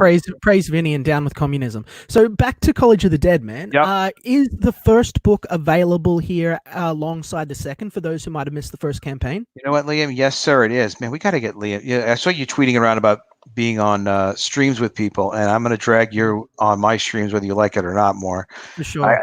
Absolutely. I'll be more organized in the week coming. I've just had a crazy amount of stuff going on, and I'm really still focused a lot on book production myself. So everything will get better from here. You're taking on a massive challenge, and we're all going to support you in what you're trying to do. And it is book production. It ain't an easy thing because you don't want anything to be wrong. It's my first priority, because at the end of the day, for my first priority is my backers. It always is. It's essential. Comicsgate should consider that as well. Take care of your backers, produce your product, make sure you get it out to them swiftly and in a timely manner. Exactly, and at a high quality. Exactly. You also went to the trouble of making sure that a good 175, 180 pages of your 200-page book would be done, that's a lot of trouble to go to. That's not like, well, let me just put out a promotional piece of art and then push people. I wanted to do what people wanted. Like, I looked before I developed Xenotype with a lot of forethought and planning about what people wanted and needed and what was missing in the market. I came up with a hero that had a message that would be able to help younger readers throughout their life in the modern world.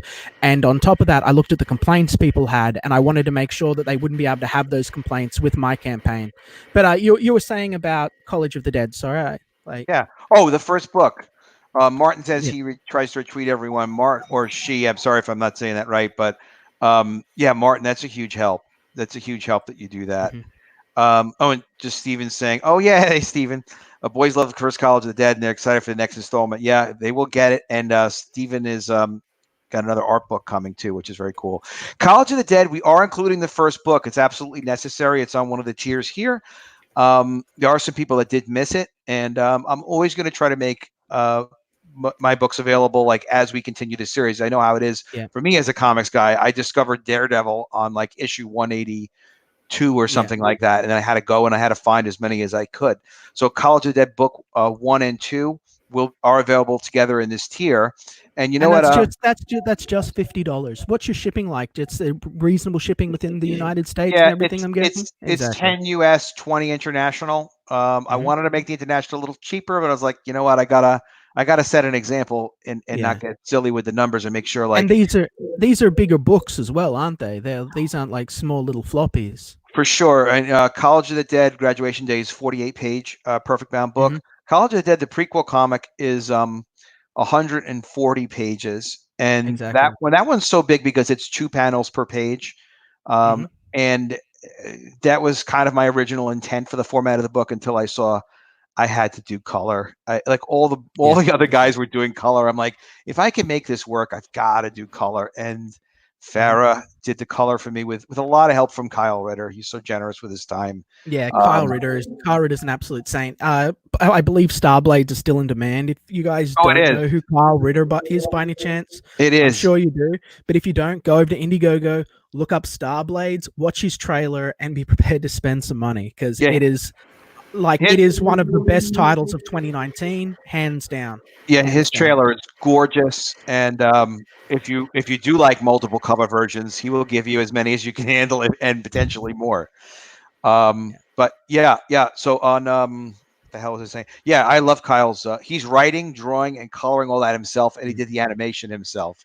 And I was really happy that I did a interview with Kyle, and that's hard to do because Kyle is he's deaf and he's mute, so he can't speak. So He he has can to rely speak. purely upon his telepathy, and it only has a limited range. Well, he does. He actually is very capable with sign language. And a couple of his friends came on my stream. We arranged it together because I was like, this is effing outrageous. We have to get him on interviews. Now, Ethan Van Sciver was super generous and promoted the hell out of Starblades. And all he had to do really was talk about how he loves Kyle's work. He appreciated Kyle. Everyone knew Kyle from his coloring on Cyberfrog, and he played the Starblades animation, which it's killer. Yeah, I should have that queued up to play. It's a good, really good reference to showing what Comicsgate's possible of doing. For sure. We did the launch party for Starblades, and we didn't have any translators or anything like that. How was he able to communicate? He really just needs his pretty face. That's enough to sell his book. That was most of it. And this was before that Hangouts wasn't the quick stream, and so we were using Hangouts, and he was basically just talking to us in the chat window, and we were just basically translating it that way. Exactly. Women love him and men want to be him. Kyle Ritter, go check out Starblades. Men want to be him. Well, at least from his coloring skill set standpoint.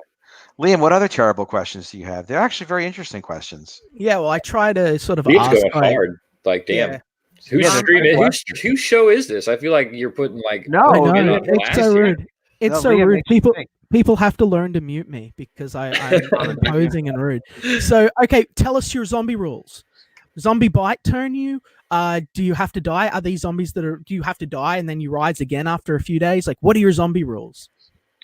All right, that is a fair question. See, I'm more pissed that you're taking all of my interview questions for when I have Adam on, but go on. Ask him again, man, because ask him the same damn questions. Well, I'd be curious to see what my answers are. Like, I got to say the same thing. Who knows? They're all zombies already. That's the secret. No, the zombie bite rules, we don't show that in the story. We don't have any characters where we take the time where a character gets bit and they're like, oh my God, we've got to save this person. They all know each other. You don't see characters with a lot of intimate relationships. There's no boyfriend-girlfriend relationship, although they're very interestingly, again, Stefan does it with I wasn't expecting it.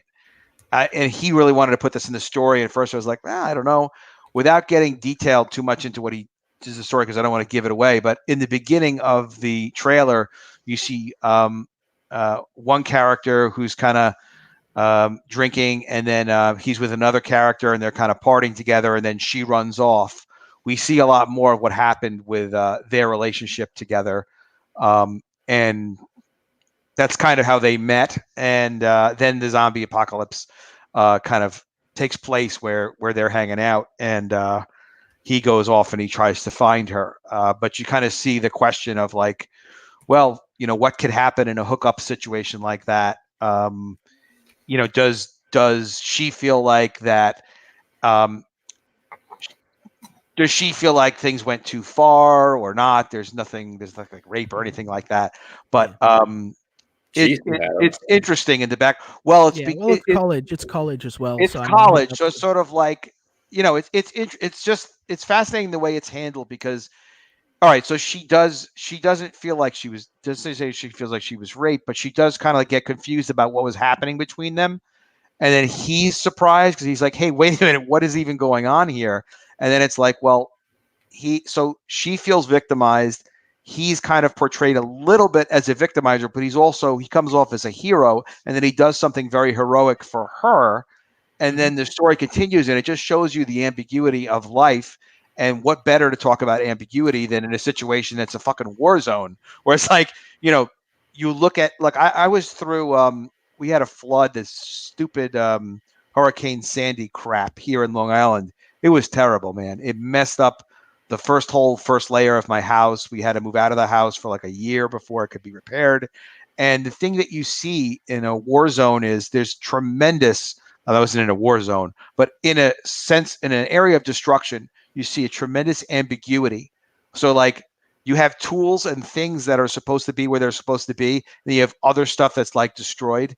And then even the stuff that you normally count on would just be normal, like junk in the closet that you put there 2 years ago and you don't care about, but now you see that it's destroyed. It's very disorienting. And the whole zombie experience, if anything, it would be disorienting, even before it's terrifying. It's like, well, because you go somewhere new and you're like, or when the sun comes up and it's too bright or something like that, you try to orient to what's going on. So I like the sense of disorientation throughout all of our storytelling, but it's still very direct. You understand what's going on. It's fantastic writing. I mean, I contribute to what Stefan's doing, but I won't take writing credit away from Stefan Petrucca when he's working on something with me. He's really, really talented. I hope I can always get him to be able to write the books. It really will depend on his availability and my scheduling. Hey, Adam, real quick. Yeah, brother. Address something in the chat and point out to you that cool. Your link for your book in the description is broken. There's no HTTPS in front of it, so it doesn't really do anything. Oy. Can I fix that while I'm live? You should be able to. All right, let's see if I can blow up the stream inadvertently, or just not. Go into your channel dashboard. And, you guys are great. Thanks for mentioning that. Yeah, that was from Thrilling Stories. He says, "Put your link in the description," and I went to look to see. I was like, he doesn't. I was like, really, he didn't put his link in the description, and it's there, but it's the link is the quick link broken. To Adam Postby. www.collegeofthedead.com. Maybe that's the one that's not working. Yeah, you need to put the https://www.collegeofthedead.com.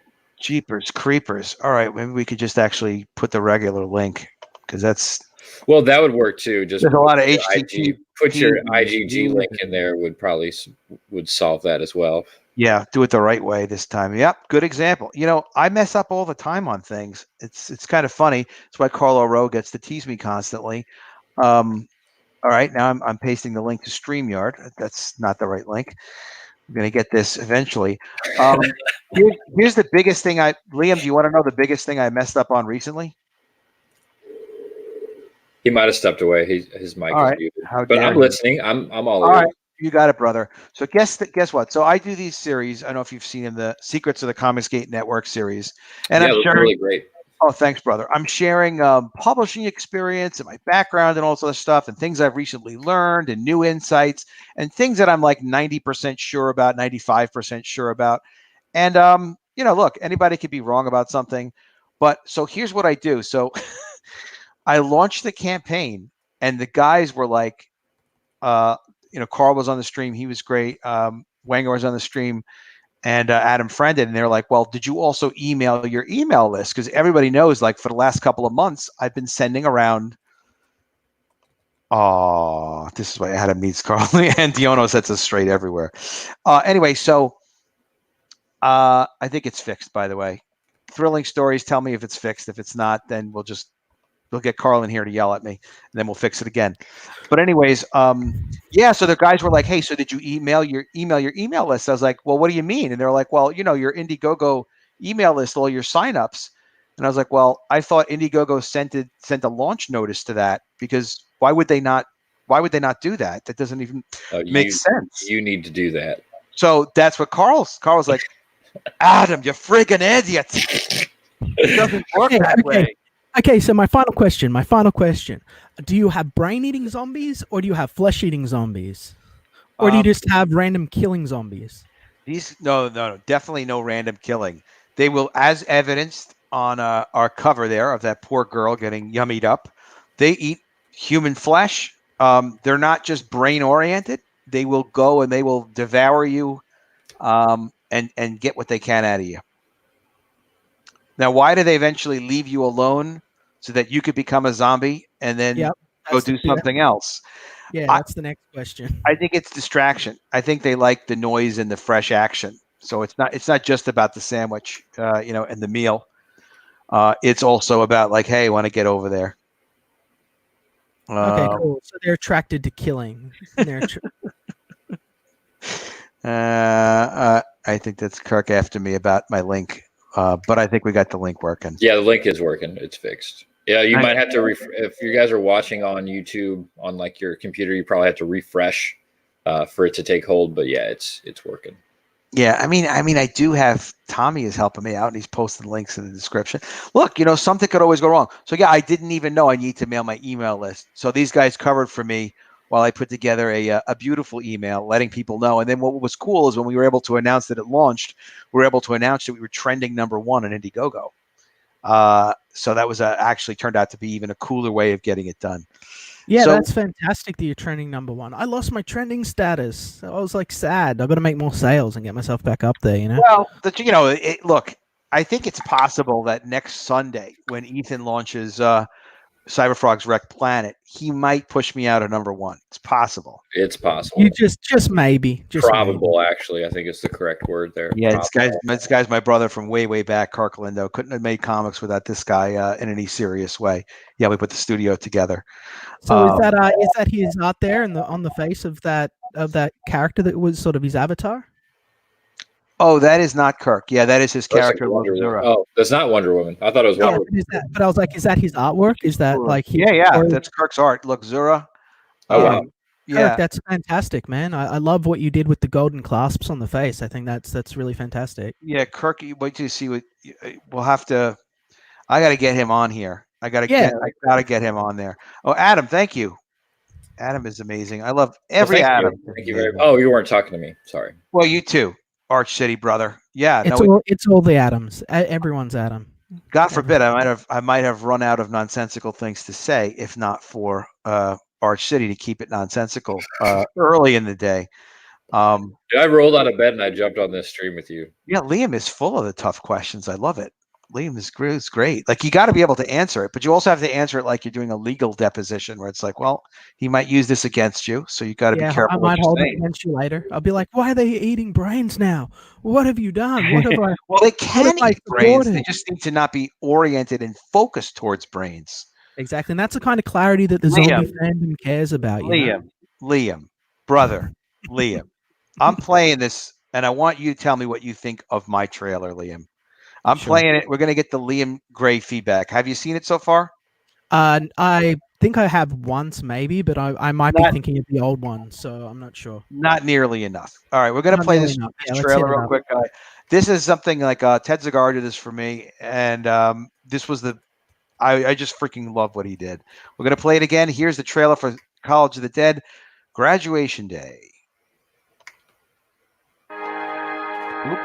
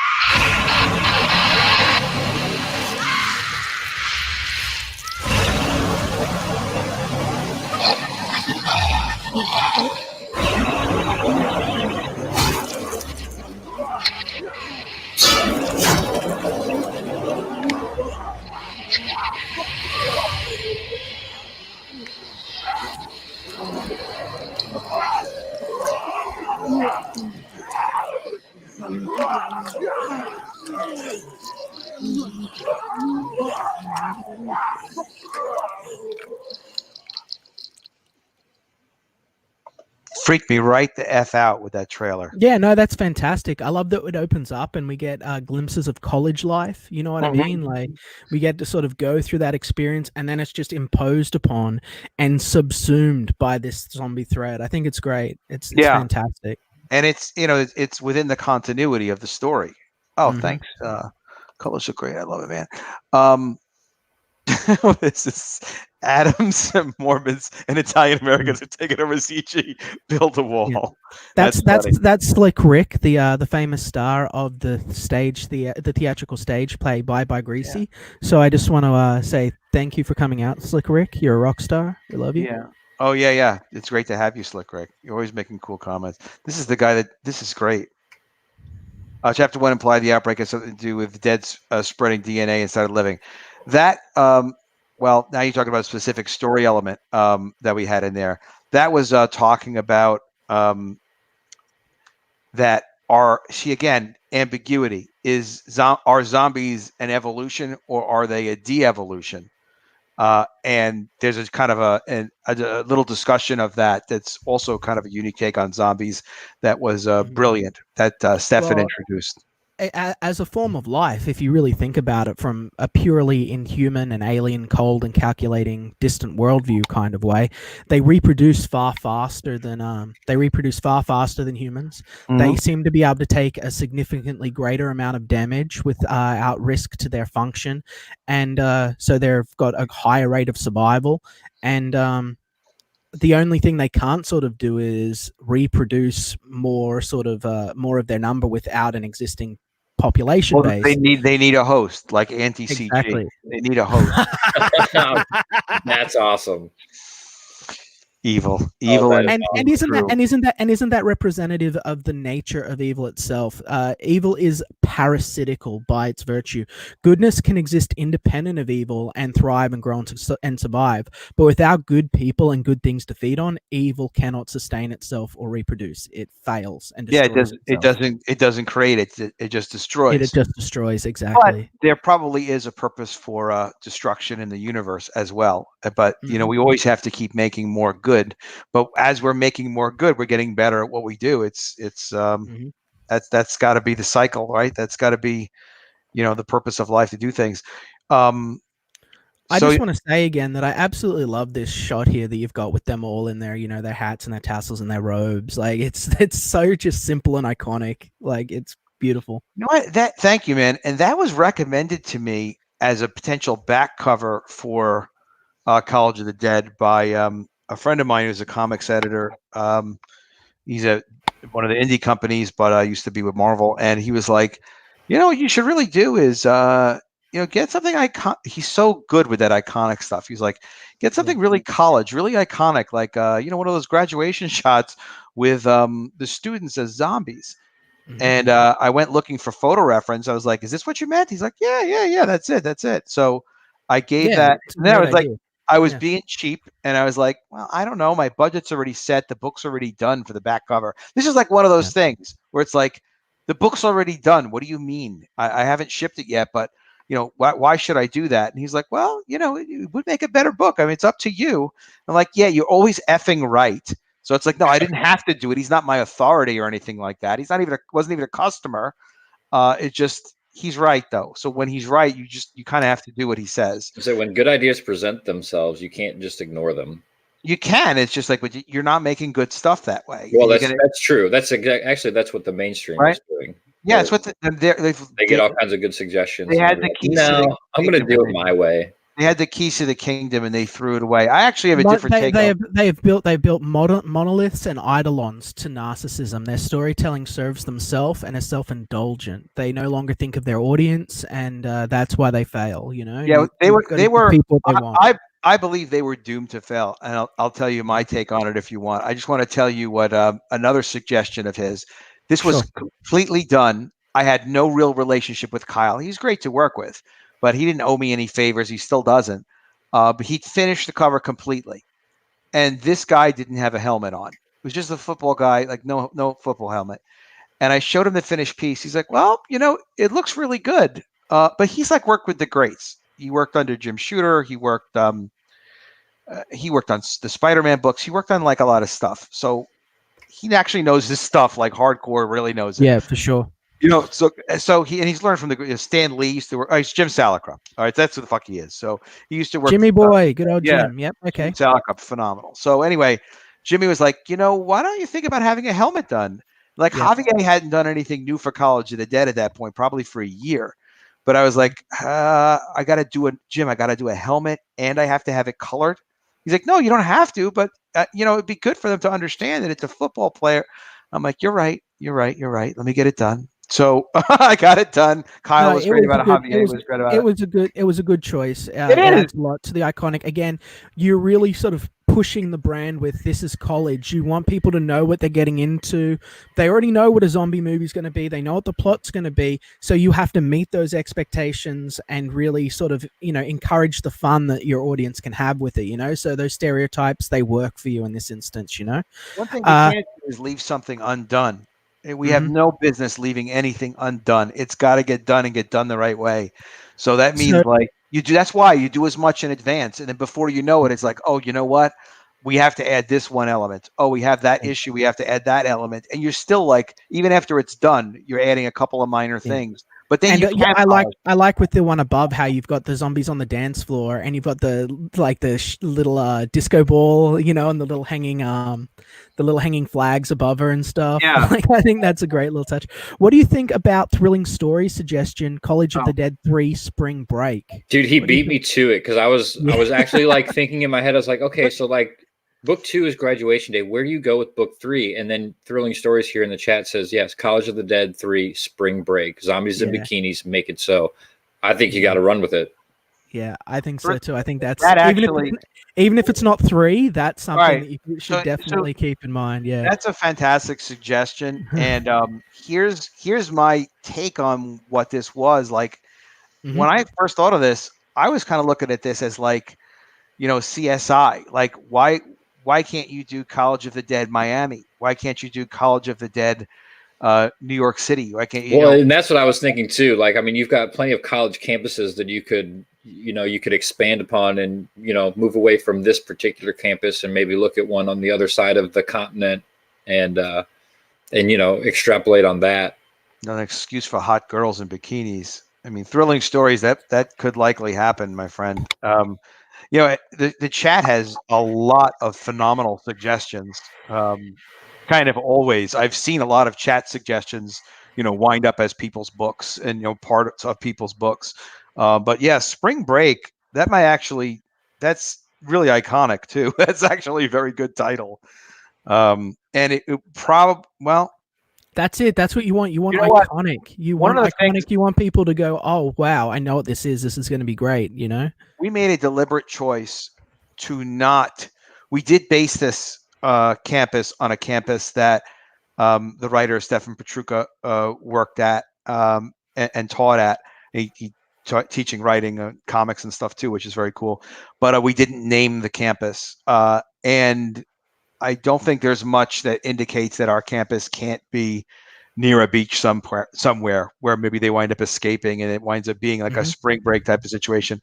I think it almost has to be Spring Break, actually. Yeah. This is the chat's on fire. This is great. You got Tommy saying Christmas special, Halloween flashback. Ishmael says College of the Dead West Point. That'd be really cool. Add like a military twist to it. Oh, I'll write that one down too. Yeah, it's great. The one before West Point. I mean, like, this is my development. Here we go. Yeah, happening live right now. Oh, Teacher's Pet Cemetery. Teacher's Pet Cemetery. College of the Dead at Beaver State. Wah, wah. Oh, wait a minute. It's going to be hard to beat Spring Break. You know what? But you could see like a teacher. It depends how hardcore the world gets. Like if it goes on for a couple of months and people start getting all crazy and shit, and a teacher's like, "I'm going to keep a zombie on a leash," Yeah. Right. I mean, and again, and as well with the Spring Break thing, like you can literally, if you don't want to set it at that time, you just have one of the zombies just get like knocked off onto a boat or something during this book, right? Or like fall into a river or some shit, and then you just start College of the Dead like fucking 6 months later or whatever, when the thing just washes up on the beach, and it just starts an epidemic somewhere else, and then you can sort of bring it back that way. You got unlimited potential, unlimited creative opportunity to do whatever you want, like. Yeah. Kirk is my brother from another mother. I will not leave this earth before Kirk and I work on some more stuff together. We actually just started working on some stuff together. Hey, Adam, I just shared on my socials that your College of Dead is trending #1. And he go, oh, thanks, man. Good luck, my brother from another mother. Absolutely. He knew my mom, too. From back in the day, guys, from back in the day. Never forget your back in the day, guys. They got your back always. Student exchange program. Wow. That's a great Ooh, suggestion. now you're getting worldwide. That's Stu. What up, Stu? I think it is Stu. No, that's do shit too. Oh, wasn't it? Stu is that duck character? Yeah. You know who I mean. Yeah, Stupendous is, I think his avatar is a Daffy Duck, if I'm not mistaken. Oh, okay. Sorry. Do shit too. He's CG Poland, if I'm not mistaken. Interns of the Dead, Graveyard Shift. Well, can't do Graveyard Shift. Want to interfere with Dr. with mail? Yep, you're gonna have to change the name to that one a little bit. Yep. Yeah, there's a lot of really cool. Oh, tell you like this: Professor changed up a zombie chick like Fido or Dead Girl. Yeah, there was it? I don't think it was Fido. There was some movie I watched where somebody was, I don't know, somebody was taking advantage of a zombie girl who was alive or whatnot in one of the movies, one of the zombie movies. Weird. Like, oh, check out. You got to check out really Chris's comment, like right above that. Chris Evans. I love Chris Evans. College of the Dead Technical School could have students using welders and other stuff to craft weapons and armor. That's a really cool idea. Yeah. Chris, that's a really good idea. We're workshopping this. We're workshopping. Yeah, this is awesome. I love it. This is what I miss about being like in writers' rooms and stuff, where you can just sort of get together and you've got your big whiteboard and you go, da, da, da, like, what's the best we can sort of do? Like, that's the stuff I love, That's because you know what, and that's actually why I like making comics so much, because I really don't do anything start to finish, not even writing. I am co-writing with Professor Geek, G.I. Jackrabbits, and it's going along great. He's amazing to work with. But you can get so much in collaboration, and you don't have to do everything. You just kind of have an idea, and then you can take that idea and work with other people. They contribute to it. Then someone contributes the discipline to it, of like, I work with Jim Shooter on one project for me, which hasn't been released yet. But I had a high concept that was a really good high concept. It just was a really good idea.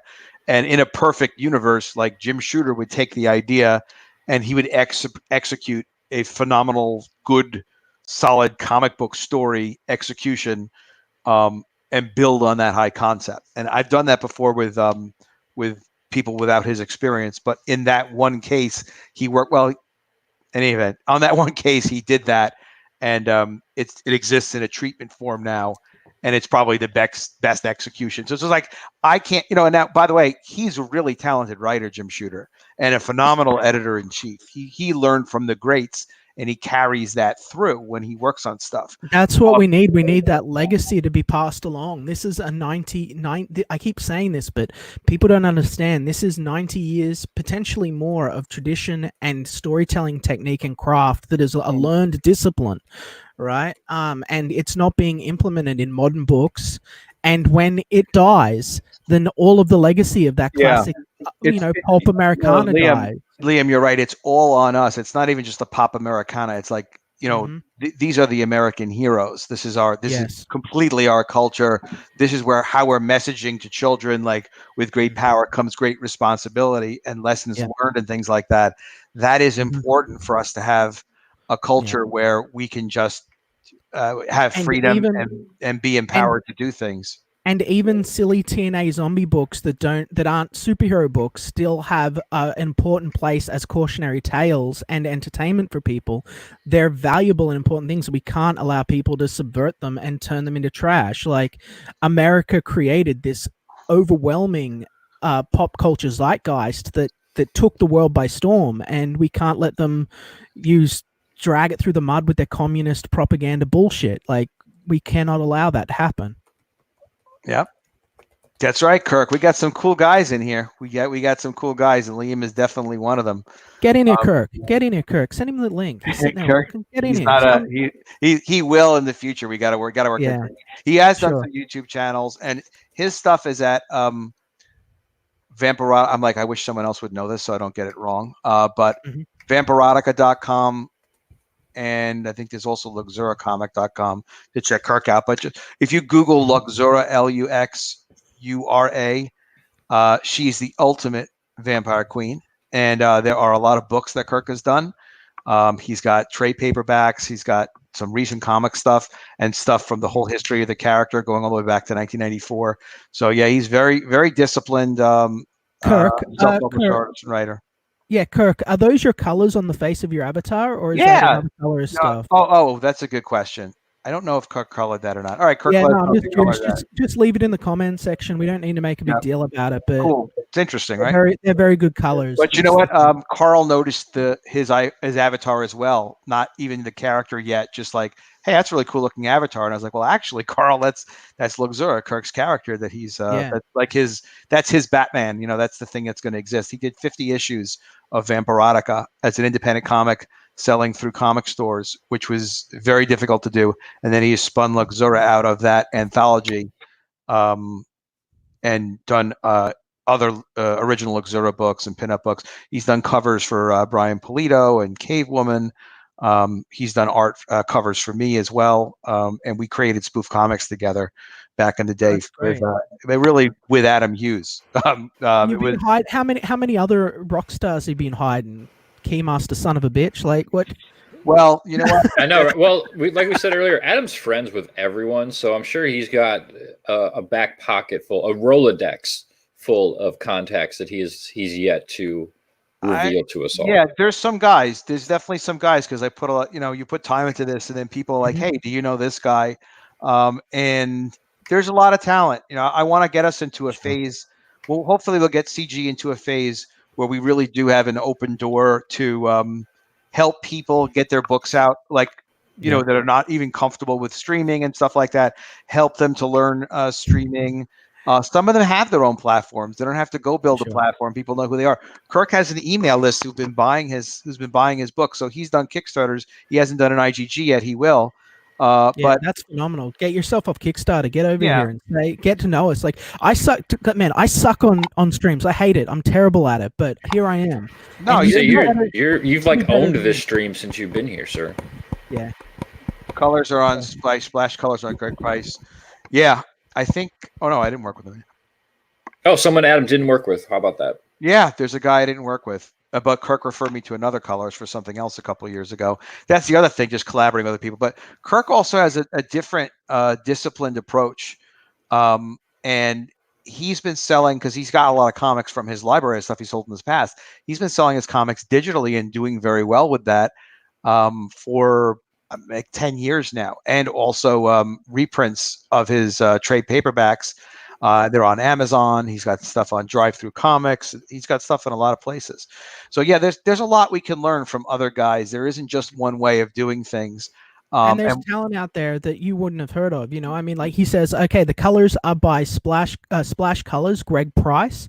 So, and those look like good colors. There's incredible talent out there in the industry, but you probably haven't heard of them because they're not on Marvel and DC in the top, like, 5 books. But yeah, open your eyes and look what's out there, guys. Like we can. Yeah, man, there's a lot of talent. We have to figure out for Comicsgate what kind of talent we want. It's not just about building our own platform and selling our own books, because we have something we have a very, very strong community because of how we support each other, because people know they can trust us. And so it's a very powerful community. But the next thing we have to do is get more disciplined. And with discipline, what I mean to say is, look, like there are guys who I've helped 3 guys so far. I don't offer this as a service, but I've helped 3 guys that were not comfortable going on streams that have good projects. And you've seen all 3 of their projects now.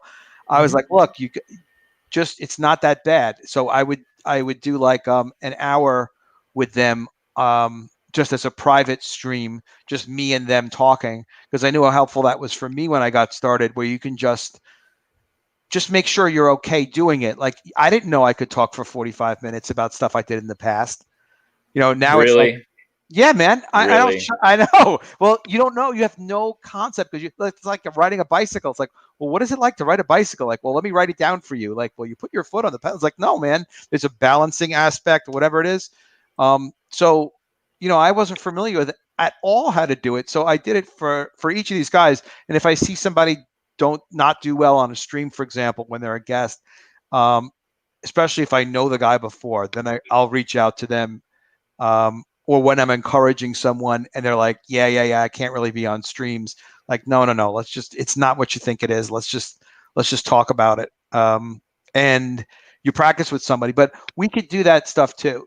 We could have people that could volunteer their time if they're available, and just help somebody just go through that, and just practice a little bit. I have a telemarketing business. That's my kind of day-to-day business. I had it for like the last almost 20 years now. And we train people, all the time. It's much easier to work with people who have expertise and have done it before, and it's like second nature. But for people that are passionate about what they're doing, you could practice with them. People could learn within an hour or 2 hours and a little practice, and they could do it. So I would like us to be able to do that. I'd like us to be able to get people. There's all kinds of people that are talented that probably have, are a lot of fun and stuff. Like Liam, you are a lot of fun, brother. You cover a lot of ground. Yeah. I'm very handsome, and with my powers of social pressure, Kirk says I'll jump in the chat for a few minutes if you send him the link. Oh, Willie? Yeah, that's my power. My power is to pressure people in and pump them up. Power of peer pressure. Exactly. My man. All right. Let's get him in here. Let's meet new people. At least he knows where his links are. I mean, I tell you, I've popped quite a few stream cherries in my, no joke, 1 year now live streaming on YouTube. And I love having new people on and giving them a chance to speak their voice and get their voice heard. Yeah, and like you said, get comfortable with streaming. I wish Sim was here because he's got a really good story, but I'll go ahead and tell it for him. Yeah. The first time he was on with John Malin when he was launching Blood Hunt the first time. He had a massive panic attack. No. He was on stream for a very short time and got off air and was physically sick. And now look at Sim. Sim's got he's got like 3 different shows of his own. We do Doodle and Chill together. He's on the Weekend Woke Up Call with me together, and he's great on stream. He's comfortable. It's something that some people do have to get used to. And one of the best pieces of advice that I can give any kind of new streamer, whether you're starting your own stream or just sitting in on other people's, is don't pay attention to the chat. When you start paying attention to the chat, it starts to become more real. Like now, I mean, just like we're sitting here, there's 4 guys. We're just shooting the shit, hanging out on a Sunday morning. Sunday evening for some people. Well, I don't know what time it is for Liam. It might be Monday there already. He doesn't know either. It's no big deal. Yeah, it's fine. I live in the future. It's currently 3 a.m. and on Monday morning. Damn. So it is Monday there already. I saw the invite and I had to come in and be my annoying self and ask my hard questions. Lovable self. But you start looking at the chat and you're like, oh my God, there's 30 people watching. There's other people are paying attention to what we're talking about. Or there's 50, there's 100 people. You ignore that and just think of it as you hanging out with some pals talking about comics or whatever the topic is, and eventually warm yourself up to the fact that, oh my God, I'm actually doing this in front of a live audience. This is live television, and it'll be a much easier transition if you just ignore that fact that you are live in front of a group of people and just pretend that you're just hanging out with some guys, shooting the shit. You know what else? Martin, I think we can't have you jump in just yet because we never discussed it with you before, but thank you for offering to do that. But when I like to bring somebody brand new and who's not streamed before, I like to get people in so I can practice with them without it being broadcast, just so they're comfortable, they can ask questions, make some mistakes or whatever it's going to be. It's also not usually entertaining for anybody. It's just to help a brother out. It's just to help somebody get get comfortable with doing it. But if you want to do that, if you want to start streaming, hit me up on Twitter. It's in my description link. My Twitter is at comics. Also, man, let's We'll figure just it be out. real. Like, I don't know Martin Young. He says he's a newbie. You know, we got nothing against you as a newbie, man. But if you come on, right, let's just be real. We're not going to screw around with people. If you come on and then you whip it out in the middle of the live stream, it hurts the channel. So, like, we got to know who everyone sort of Liam, is. what the hell? I mean, I guess people could do that. I guess. I mean, they've done it to Antonio 3 times now, 2 or 3 times, like crazy shit like that. So why you does just that gotta only be a- happen to Antonio? By the way, Because Well, the guy's a sex machine, so he attracts the Okay. people that feel Not only compelled Antonio. to get, you know. People forget that Colonel Comics once doxed his taint on War Campaign. Oh wow, I didn't know that. Yes, Right. he was streaming. They were talking to him. He was clothed from the waist up. You know, he had his mask and his helmet and jacket on and everything. And as they were having a discussion with him, he kicked both of his legs up, his naked legs, and pulled out his taint. so that was Sweet. inadvertent. No, it was not inadvertent. It was he definitely did it on purpose. But the War Campaign guys had no idea that was coming. You can't take my live stream, Cherry. Adam, Carla already did that. I was her very awesome. first guest. I sent Kirk the link, but what's funny about shit, you know what? I was like, oh damn. He's in the back room. There Yeah. he is. There he is. My So, yeah, man. Martin, don't be discouraged. Sorry, Just Kirk. get to know people in the community. You know, stream a bit on YouTube. Let us know who you are. You know, man. It's an open door, but we just got to make sure you're on the level. You know, brother. Okay, it's Kirk Lindo. That's how Kirk talks. I find your lack of faith disturbing. There you go. Oh wow, what a voice! Yeah, Kirk has a Yeah. deep radio voice. Hey, what's up? Rock star immediately. Hey, Kirk. Not quite. Hi, nice to meet you guys. Nice to meet you all. Yeah, My listen, man, if you thanks for jumping on. You do have a great radio voice, man. You actually Thanks. really do. Thanks. Yeah, that would have been my other career if I didn't get sucked in by the evil of comic books when I was just a lad. You're gonna fit in great. You're fitting great, man. Yeah. But thank you for the kind words on artwork and all of that sort of stuff. Like Adam says, he and I go way back. Adam gave me my first job in comics. And I walked into his office and showed him my portfolio.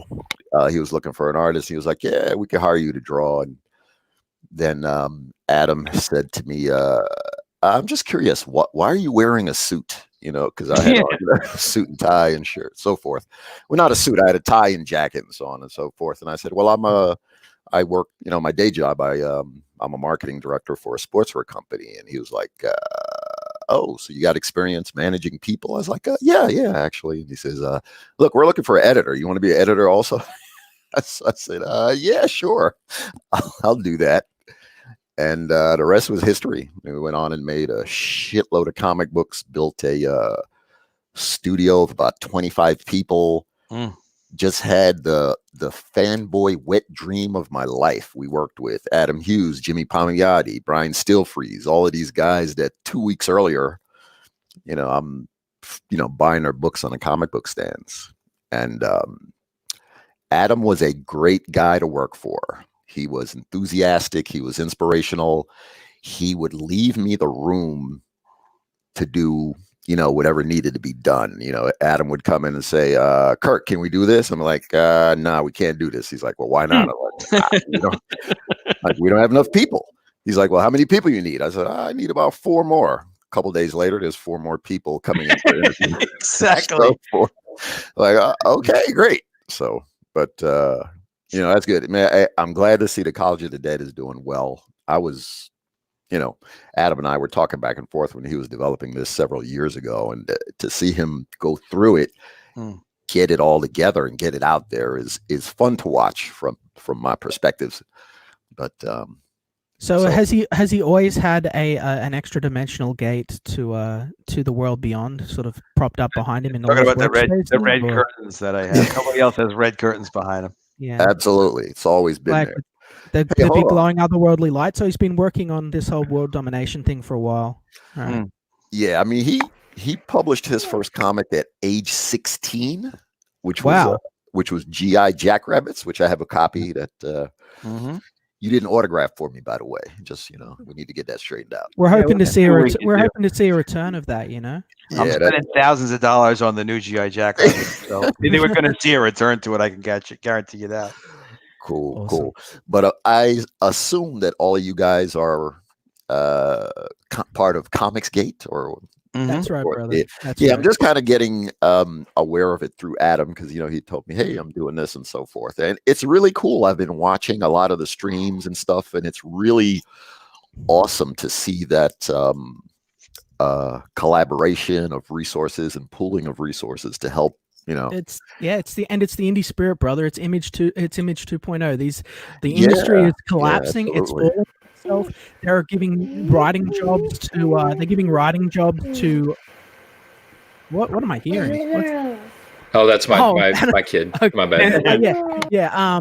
So yeah, they're giving writing jobs to people that just want to sort of work in Hollywood and stuff and don't really know that much about comics. They're not building off the existing continuities. They're just rebooting all the time.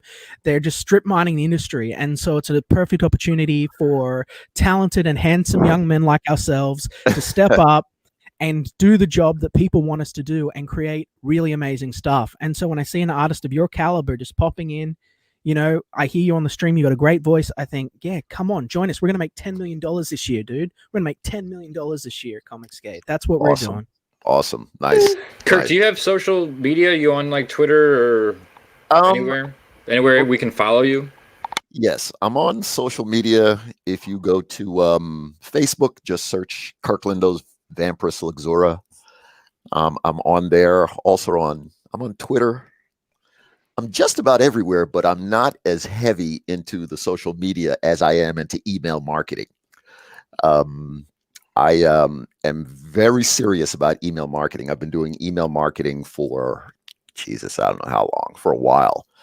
And, I've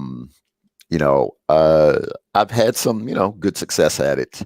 And I found it to be really effective. Maybe there's something I'm missing with the social media. Maybe I'm not doing it correctly. But, when my email list that I've built over the years has really, what it's done is pretty much whatever platform that I get into, I can leverage myself into the platform because of my email list. Because if I go on to Kickstarter or Indiegogo or, whatever, Drive Through Comics, I can blast my email list and it will immediately have an effect on what it is. And yeah, that's fantastic, man. That's exactly what we need in Comicsgate, spreading out to a broader base of fans that we didn't previously have, going like, look at what we're doing, getting people go like that might not have otherwise looked to go, look at how good this is, look how great that is. It's fantastic, man. Unlike Fantastic. Adam, who forgot to email his backers. Yeah, I did not. I didn't email them, but I was like, oh, you know what? Maybe we will email them. Still got #1 trending. Still got number. Awesome. Thanks, Comics. Awesome. Yeah, Kirk has done it really without social media. He's done it with a disciplined approach with taking care of customers. And Kirk has been shipping books for years. He's been taking commissions for years. He sold books on eBay. His books. So he's got an extensive email list of people he can contact every time he has a release. Maintained his sanity. Yeah, and also his discipline, tremendous discipline on shipping books, getting them out on time, and doing like well-made collections of previous material. And Kirk's got some new stuff going on as well. And Kirk, I was telling them that we're working on something again finally together. It's fun. It's gonna be amazing. Wait till you guys see what you're gonna be like. Adam, I thought your stuff was good before, and then you got this stuff with Kirk. Yeah, you're gonna be a good team with Kirk, and Kirk's gonna be able to tell all the stories about your youthful days when you're 16 and had all of these booth bunnies hanging off you on your quest to become keymaster. Right? Well, Kirk, we did have a couple of girls. No. A few. I mean, maybe not. It's a little bit not the way that it's done today. The way that it's done today. But I'm a really very practical guy. Before I worked for Adam, and while I was working for Adam, I considered myself, an artist who was doing something else, because art has been, my foundational passion throughout life. And then I worked with Adam, and then I branched off on my own and started my own publishing company. And I remember while I was working there, sometimes Adam would do things or make decisions, and I was like, man, why is he doing it? That's not good. You can't do that. Blah blah blah. Until I became a publisher and realized that the buck stops with me. And I was like, if I don't shore up my publishing skills and entrepreneurial skills, this will be a hobby.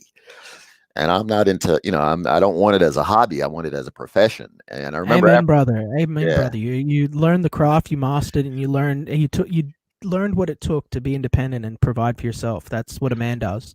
Yeah, yeah. And Adam has a lot to do with that. I mean, whatever, when I got in, doing my own stuff, a lot of times I would remember, well, Adam would do this or Adam would do that. He is a authentically genuine individual, which you run into very few of those in this industry. And that's why we love him. That's why guys like Adam need to be elevated up. So if you're just listening and you haven't backed Graduation Day yet, go check it out. College of the Dead, fantastic book. Yeah. Thank you, man. Yeah, hey, I'm just giving you your proper respect, Adam. It is well deserved. I appreciate and it, earned, brother. You got well earned. You got to run, Adam. Yeah, sorry to cut in, but I do have to jump off of here. Thanks for the help this morning, man. Really, nice thanks for inviting me on. Yeah, Kirk, nice to meet you. I just followed you on the Twitters, so I'll definitely be keeping my eye on you. I'll have to do a better job on Twitter now. Yeah, we'll work on it together, Money. We'll talk about it. Okay. Well, you guys have a great rest of your weekend, and I hope to talk to y'all soon, okay? Adam, thanks again so much, man. Really appreciate you. My pleasure. Hail to the chat, too. Hail to the chat is right. There's a little bit of hailing and stuff that goes on, Kirk. There's kind of that's cool. Yeah, I know. There's a lingo. Yeah, there's a fan club they call themselves War Campaign, and they are very passionate about comics, and they're kind of like centurions and stuff. So that's it's a hail, not a heil, brother. No, definitely not. No, definitely not that. I don't care. I remember I used to work at after I left comics many years ago. I got into printing, and there was a older guy there who ran the printing business, who I eventually bought the business from, and got into printing for a little while. And he was telling me about. I'm in North Carolina. He was telling me about, one time members of the local Ku Klux Klan literally came in and wanted some stuff printed. And he was like, yeah, they came in and they were, showing me this and they wanted this. And I said to him, well, dang, did you print their stuff? He goes, I don't care if Satan walks through that door. If they're paying money, I'm going to print their shit and get out. And I was like, okay, well, I might not go that far, but I understand. I understand the sentiment, and there are times when you have to. Publisher, you take the money, but this is nothing. Just so it's I just want to say, Kirk, these guys get accused of stuff, and it's a long whole story, but basically they got the heart of comics, and they don't do anything. There's no hail or anything like that. The hail is all the Roman hail. But I've looked at a couple of streams since that you recommended to me. Yeah, one of these days, you'll see. Maybe you'll be on a stream with that guy Ro. Ro is nuts. He's funny. The guy's got a lot of heart. I've seen one of his streams. Very cool. Okay. I love it. I really enjoy it. That was good. Great sense of humor, those guys. Yeah. Put life in things. Well, yeah, it is. I think I began to notice the Comics Gate as all of the cool shit that I grew up liking just seemed to get ruined. And it's like, okay, you guys are ruining comics. You're ruining DC. You're ruining Marvel. You're ruining the movies. With all of this SJW mess. It's like, okay, so Terminator isn't Terminator now. Terminator is the Sarah Connor show, which none of this existed when Sarah Connor came out. Remember when a man came back from the future to save Sarah Connor from her fate? I don't need no man. Yeah. That's what it turned into. Well, to give you a little bit of my history, I'm sure I'm older than just about all you guys. I'm 55. I don't look it, but you don't sound it, man. You sound like a virile young man that could fight 4 guys and a bear in a bar, Well, I have a little martial arts background, so not the bear, but the 4 guys, you could take them out. Maybe not 4 these days, but I could hurt one of them really bad and maybe Kirk, slow down the other ones. We'll do another day. We'll do But- our Mike story when he needs to be talked to and leave the building. We'll do that a different day, brother. But yeah, oh Lord, Kirk is there on every level. That's all you gotta know. Kirk is there on every level. Yeah, no, you sound healthy. You sound great. You yeah. So don't worry about your age. Everyone's welcome, my friend. We're all here to have fun. But back when I was young teenager and so forth, getting into comics, I'm a black guy. One of my best friends is a white Italian guy. If I showed you a picture of my wedding, you would see a black guy, a white guy, a Puerto Rican guy, all sorts of stuff. Now, all of us read Marvel comics, X-Men, Superman, everything in the case. I mean, we personally didn't give a shit who was black, white, or whatever. Who does? Yeah. It's literally no one has it since like 1980, right? Yeah, exactly. Like no one has. Yeah, I didn't care. If I went to the comic store in a weekend and I picked up 15 comics, and hell, Black Panther wasn't being published then, so I didn't care. This had stories and inspirational stuff that just expanded my mind. The same with movies. I've had asshats call me a white supremacist and like all this other bullshit. They don't know me. I legitimately love Static Shock. I love the Milestone universe. Like, I was a big fan of Black Panther's run throughout Civil War and stuff. Like, there's plenty of African American heroes that I think are great and have something to say. But I'm a white nationalist. Like, go away. Like, who cares? Yeah, it's like people. These days, I've noticed that people accuse you of what they want you to be, and not what you are. It's like, well, you must be a white supremacist, or you must be this, you must be that, and it's like, oh, okay. I mean, Kirk, do you remember a time too? Because Kirk's 55, I'm 49. Do you remember a time too where if somebody said something culturally insensitive back in the day, that somebody would just be like, if it's a friend or even whatever, somebody could take you aside, just be like, hey, listen, that's not cool, and here's why. Oh my God, Adam, you just hit the nail on the head. Right? That very same thing happened between me and Paul Schleicher. Oh, I know Money Schleicher. Everybody is Money because it's a love term first. Money Schleicher, Money Davis from Milestone, the whole thing. All right, so back in the day, one of my best friends, we've been friends to this day since middle school.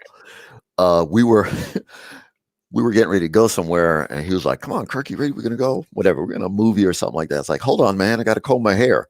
I had at the time I got maybe a little medium-sized bit of a fro, not a big fro, but something, And so my friend says, he goes, "What do you mean comb your hair? It always looks the same." And I said, "Dude, come over here. You can't say that shit loud. All right, you just keep that between me and you." I said, because some people might get offended about that, but don't worry about it. He goes, "Oh, okay, whatever."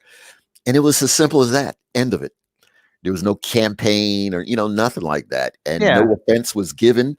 No offense was taken. It was just, whatever, a thing. I mean, listen, back in the day, we would sit down, let's say, if we watch Blazing Saddles and all of the off-color jokes in that, we're all laughing at them, Yeah. And the world today is nuts. I'm like, I don't know what the hell is going on with these people. You are going to ruin some of the greatest creative things that were ever made. And it's tough. It's rough. I mean, the last thing I saw is apparently, I think I saw this on Ethan's channel where they're they're making Wolverine and Cyclops an item or something like that. Yeah, they're like gay in space or something. Gay on the moon. You know what? If there was foreshadowing or something built up in a storyline, whatever, 20, 50 issues ago, or whatever, 12 issues ago. They always done it like this. Like, and somehow Marvel, remember when they made North Star gay? Yeah. Like back in the 1980s, that Alpha Flight character. But he was just, I don't remember much of it. It's just sort of like, it's like, all right, well, now he's gay. It's like, well, wait, what? Like, no one even cared about North Star anyway. But it's just like, you can work it into, whatever they want to work out. Just, you got to, like, this is where, like, to me, I don't think it was the SJWs that destroyed comics. It wasn't. What changed, and the Image guys did a lot for comics, but they also did a lot to comics that was not positive. And what we lost in comics was that continuity. We lost that editor in chief where you would plan stories out for like 3 or 4 years worth of stories, and you knew how the stories were going to go. You knew where the characters were going to go. You had constraints on the storytelling to the extent where like you wouldn't just randomly introduce something crazy from somewhere else. Marvel had a house style, and it wasn't a bad word. They had a uniform look to the books that was really cool. There's always room to innovate and do different things. But if you destroy the structure, because like, well, we hate editors. Like, all right, you can hate editors, you can hate house style, you can hate continuity, you can hate, the coloring, whatever you want to do. That's fine. Destroy all of it. But at the end, all you have left is a string of potentially cool ideas, and then you wonder why. Like, well, why is the writing not good in Todd McFarlane's Spawn comic? And yeah, he's a multimillionaire. It's not about that. It's about, if you want people to learn storytelling, they should be able to pick up a couple of like 6 issues or 12 issues of Spawn or any good mainstream book, and they should be able to learn something about storytelling, about characterization, and about life. With great power comes great responsibility, et cetera, et cetera. Like, that's what we're supposed to be putting into comics. You can't have it without continuity. You can't have it without the vision of an editor-in-chief that sets things out and straightens things out. It's not about like, you can't put out a really cool comic, or you can't have one thing that has like, it's decompressed storytelling or whatever the hell it is. You can do those sorts of special things. But when you take like the core comic book universe, the superhero, and you pull away the continuity, you let Todd McFarlane use Spider-Man as advertising material, which the editor did, then you've destroyed what Spider-Man was, and you've used up all its credibility to just focus on some wow thing that you look at, and then Todd McFarlane leaves, and how are you supposed to follow that? You can't follow that. And the books don't. This is the other issue is, Shooter had this really good at Valiant with Valiant 1.0. The Valiant books looked like Valiant books. They had a certain aesthetic to them, the storytelling, the coloring, the design, some of the art, and there was variety in the art too, but the writing, the pacing, like, it wasn't boring. It was engaging. It was fascinating. And you wanted to buy the whole Valiant line, not because of bullshit, cheats and things like that. You wanted all of it because it was all good, and you were involved in all the characters and all the story. None of it was exploitive. But to do it that way, Kirk, to do it that way, because we planned Triumphant and started Triumphant together back in the day with our universe, it's incredibly difficult. We weren't fully able to fully execute Triumphant. We just did. Kirk worked really hard on it, but we didn't have the full. Triumphant Comics was my comics universe that we published back in like 94, 95, 94. And we got out about 50 color comics and 7 or so different titles. We weren't able to keep it going. The market couldn't support it. But also, we didn't really have all the editorial muscle that you need and creative talent and money behind it to really carry off something like that. It's an enormous commitment. But Kirk, I think you know what I'm talking about with the storytelling, right? I mean, oh yeah, absolutely. I just didn't want to interrupt you. You were on such a good rant. Oh yeah, that's the other thing. We do good on these rants. We love our rants. You had such a good rant going. I didn't want to jump in there. But like, if we don't have continuity, if you don't respect continuity, if you don't respect what came before with the character, if you don't respect a storytelling style of the brand, like, all of those aesthetics, like they count for something. Yeah, absolutely. Money. One of these days, that's what we keep saying. You build on the character. This is the thing that sort of bothers me when people go, "Oh, people don't care about continuity. Comic fans don't care about continuity." Now, I'll tell you, like, you know what? That's actually a very common misconception. I know that a lot of creators don't care about continuity because they're just about the flash, right? But the fans, if you actually listen to the fan base, actually, you'll find that the vast majority of comic book fans do care about continuity, do want stories that are built out of their character. It's kind of like going, okay, I'm going to take Spider-Man, right? And then I'm going to put him in space and make him a millionaire, and people are still going to love it because it's Spider-Man. And But that's it's not just right. It's not Spider-Man anymore. that's not going to be as iconic as something like Craven's Last Hunt, where you take in the iconic sort of one of his traditional rogues, you build upon their existing conflict, you explore new ideas, you explore these characters, and you put the character in circumstances that challenge them and challenge those around them. You know what I mean? That's what make comics truly great that people have overlooked in recent history. And I need to get my charger, so I'll be back. Yeah, brother.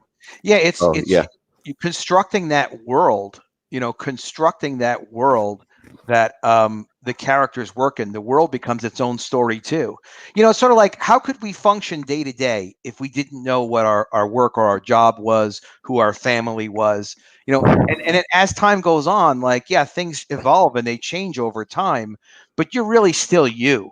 You know what I mean? You can't change the you. But I want to be more inclusive. I won't be Adam today. I'm going to go what is this, like Freaky Friday or something? I'm going to switch bodies with a 13-year-old girl or something. And like, all right, that's ridiculous. But when you make a change, that's a drastic change in a story like that, a drastic change is then the story. That's all. The fact that things changed is the story. You can't just change everything and then tell a story.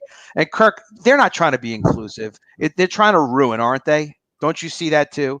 They're just trying to ruin push a personal agenda. I think in a lot of cases, people today are missing a lot of old school stuff. Like, when you're working for someone and you're being paid by them to do a job, your job is to do what that person wants done. And unfortunately, I think a lot of these editors or people that are now, they're kind of squeezing in whatever they want to do. Yeah, I mean, they're running like they're working like administrative assistants.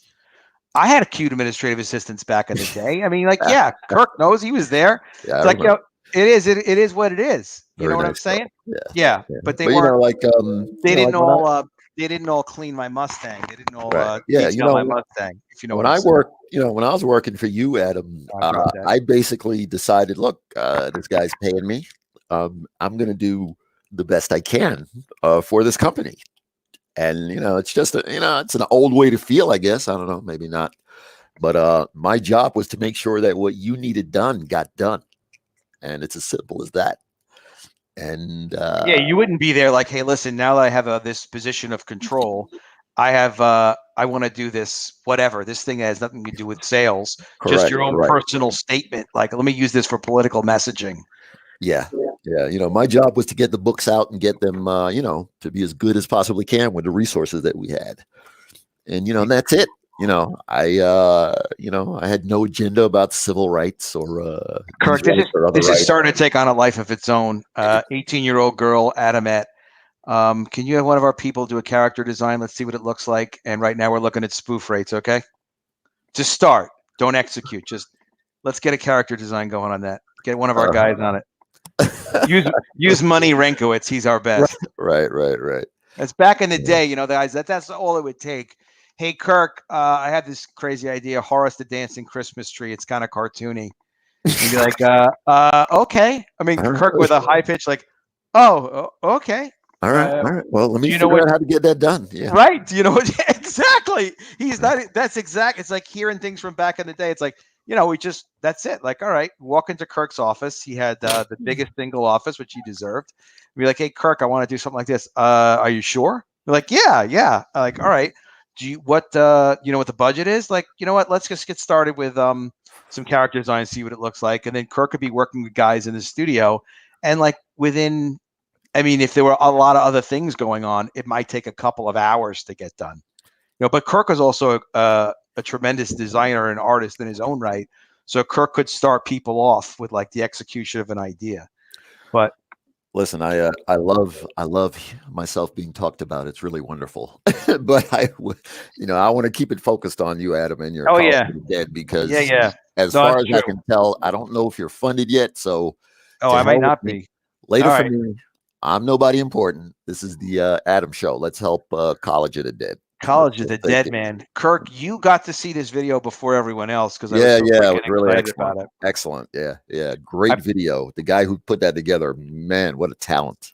Ted Zagaro, man, he had really, really great talent, great attitude. I'll play this video now so people get to see it and inspire people to back it, share it, support the campaign. Absolutely. It's a huge help. But Kirk will remember, because he's got a great memory. Kirk will remember what he told me after he first saw this video, and he'll tell us again. That was great.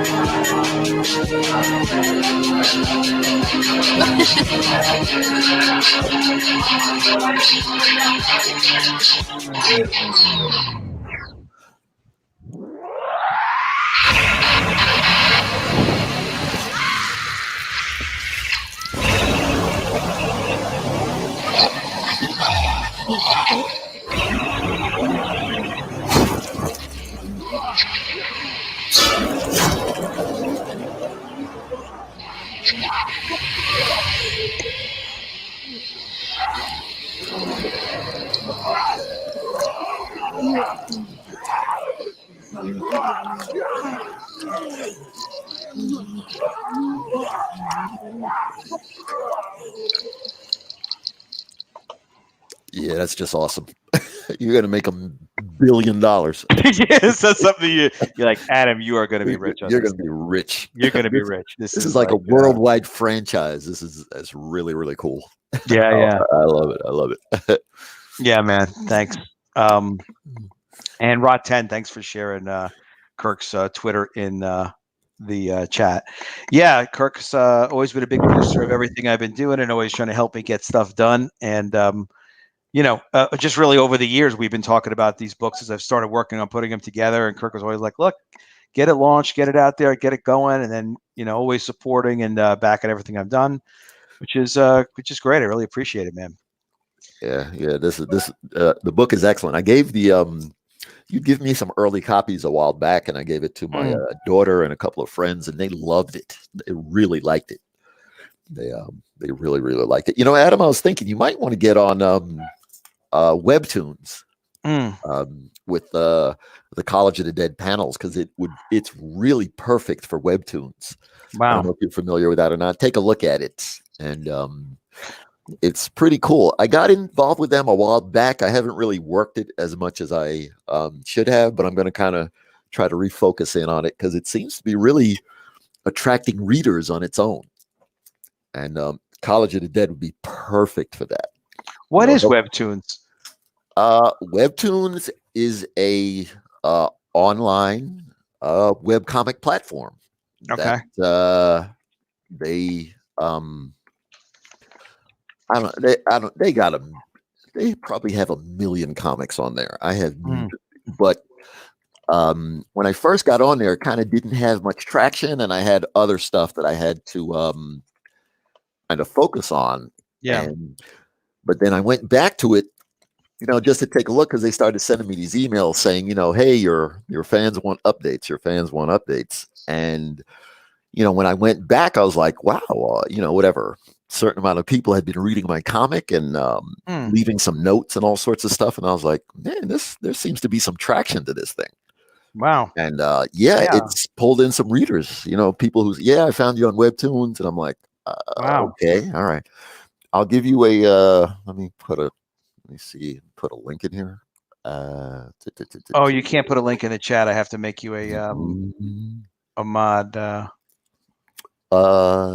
Okay. Well, just tell, what is it? Webtoons.com, or is it yours? Hold on a second. I could send you a link through, I guess, live comments or messages or something. I don't know. I just sent it to you. All right. I'm going to see. This is my first time on a live stream, so I'm a little green about it. Oh, you got it all going. Okay. Hard to find you in here too. All right, you sent it in the private. Let me see. Yeah. I sent it in the private. All right, Money. Let's check this out, man. All right, banners, brand, private chat.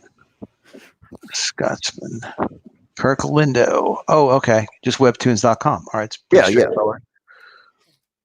Yeah, and they've just I'll check it out. Yeah, I mean, they've got a ton of stuff on there. And, It's just good, that's the other thing for us to look at too, guys. You don't necessarily have to put your whole comic out either. You could just put out part of something and get some readers, get some people following it, and then just be able to turn them over to the back in the project. Why not? Yeah, I mean, like I said, I did absolutely no promotion with it whatsoever. I just kind of went on to learn how the system goes and what's going on with it. And when I came back quite a few years later, all of a sudden there's like 101 followers, and Wow. The comic's been viewed. I've got about 1,000 or something views or readers or something like that, and I've got some ratings. My ratings aren't that high. I guess my work sucks, but they've got, they rated me a 7.5. That's pretty good. It's all right. But well, it depends what you're putting up there too, buddy. I mean, yeah. And but also, I scroll down and I've got just on the comic, there's like 44 likes, and there's people leaving comments, oh, I like the art, please add some more. And I'm like, okay, well, obviously this is, the platform itself is able to bring some attention to your work and gain some readers. So I'm like, all right, that's the kind of thing we need to be doing, little extra things like that. And YouTube is crucial and it's important for us, but sometimes you just you learn a platform like this, or like Kirk is good people. Kirk is saying the platform's worth a look. You spend a half an hour on it. And that's the other power, Kirk, too, of the Comicsgate crew, is like one of us learns something, we share it with the rest of each other. And like all of a sudden it's like, hey, wait a minute. This is, if Kirk says it's good, if Adam says it's good, then we know it's good. Yeah, it's worth a look at least. Yeah, it's worth a look. It may not be correct for what you're doing or individually, but for everybody. It's at least worth taking a look at. But that's like I said, I cool. think your College of the Dead would be great on that, especially since it's great skews to a younger audience, and if zombies and college, it's great. It's really, it's just a type of thing you don't have to take very long to explain it. Yeah, College exactly. of the Dead, zombies on a college campus. Hey, okay, let's go. College costs you an arm and a leg, man. Great tagline. Very good.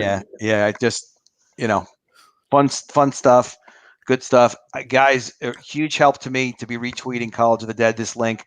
We'd love to get this funded tonight if we can. I am going to be on Raging Golden Eagle tonight at 11. Kirk, that is a real thing. Something called, it's a YouTube channel. Oh, okay. Cool. Yeah, he's great people. He's publishing a book of his own too. But yeah, he's really good to listen to. He's cool people. Does anime and stuff like that. Really cool, interesting. His book is what is it called? Blade Devil, and it's actually a big hit. Really, really doing very well. Great platform, so he's doing well on it. So yeah, guys, if you can, go ahead, definitely back College of the Dead, support College of the Dead. Let's get this thing funded and show the Comicsgate can do this in less than 48 hours. That would be phenomenal. I'm going to keep going on streams promoting. I'm going to be on Sweetcast tomorrow night. I'm going to be on RT Bears tomorrow at 4:00. Kurt, you know who RT Bear is? You know him from? No, not familiar. I think if you saw his work, you would know it. Oh, okay, yeah, kind of inker following in the steps of Art Adams. He published a book called Black and White too, which was an indie book. Awesome. Yeah, good stuff. All right, guys, Kirk, it's so phenomenal having you on. Liam, you were a huge help. Joe, you were very happy. Joe Froggo, Frogman. Thank you. Much appreciated. Much appreciated to have you, Joe, with us too. I contributed a lot. You did. Just having you being here and upsetting Chris Evans was important. That was the goal. Yeah, we don't want Chris getting too big a head over there. And guys, we'll wrap the stream because we've been on for a little while today. But you guys, you've all been fantastic. And Kirk, you've really made it even more special just kind of jumping on, because he and I haven't done a live stream together just yet. We got our first one going. Many more exciting things to come for all of us. Yeah, happy to help, Adam. Very happy to help. It's a good thing that a guy who used to work for you 20 years ago still calls you friend and family. Adam is a rare guy. And for the rest of you guys on this stream, Adam has met everybody. He could tell you a story about everybody just about in comics. I think earlier, it was Liam that was talking about Milestone Comics, and we know those guys. Yeah, thanks. Adam worked with Dennis Cowan and all these other people. At some point he kind of, he's like Adam's a Borg. He's gonna fucking assimilate you sooner or later. Well, it's gonna happen in a good way. in a good way. Yeah, not a bad way. No, we're In a gonna. good way. Yeah, we're gonna get in there, and everybody's gonna get a chance to do stuff. There are a lot of. That's why I keep telling them, Kirk. There's a lot of great people that can help us. Yeah. That we can help. All of the Comicsgate guys on your success. Fantastic. Liam, I love your ideas. Kirk. How do I follow you or find you? Thank you. I followed you on Twitter. For anyone else that's checking out RetroBoy1983 on Twitter, check it out. Xenotype right now on Indiegogo. Get over there if you haven't. If you want to see me succeed, if you want to see these ideas happen, if you want to see people take on the mainstream and conquer them, you want to see us succeed, get over there, back me. Let's show people what the future can be. Let's be that change that you guys want to see. But for that, we need your support. We need the support of the community. And we got to drop in it, and we got to do this quick Xenotype trailer. Oh, great logo. Oh, yeah. Man. Great logo.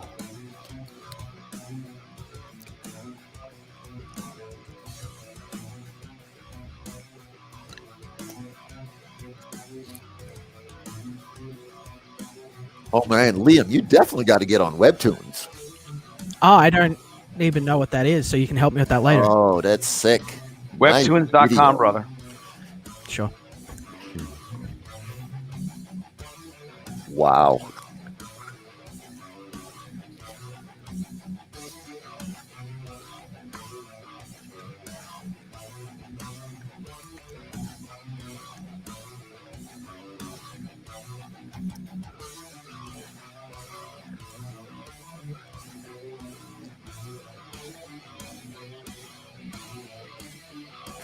Wow. Yeah, his artist is great. Young guy coming up. Damn, Liam, I got to step up my game. Oh, thanks, geez. man. That's some good stuff. Yeah, I man. gotta step and up that's my what we're game. gonna do. We're gonna step up the game, man. That's Odie, 18 years old when he started this project, 19 now. We are gonna rock this. He's going to be the best mangaka in the world. Xenotype is a world-class story. It's what the fans have demanded. It has continuity and consequence. It has high stakes. It has heroes with heart, and it has a message. It is the new face of ultraviolence. You guys are going to love it. Seriously, you want to see this change? You want us to push back against the social justice corruption? You want to read comic book stories that you love? Xenotype is where it's at. We need your support. I'm in. Yep. Xenotype money. Xenotype. All right, take care. I'm heading on out. Adam, good luck, brother. Much appreciated. I'll talk to you later. Absolute honor and pleasure to meet all of you guys, and maybe I'll catch you on the next one. Take care. You got to, man. Talk to you later, money. Good meeting you, Kurt. Right. See you later, brother. All right. Guys, on that, let's all back Xenotype and support Xenotype 110%. Liam, you were a huge help today. A little bit, not as good as Joe Frago, but no, I'm kidding. No, Joe Frago was great too. I was just here to look pretty.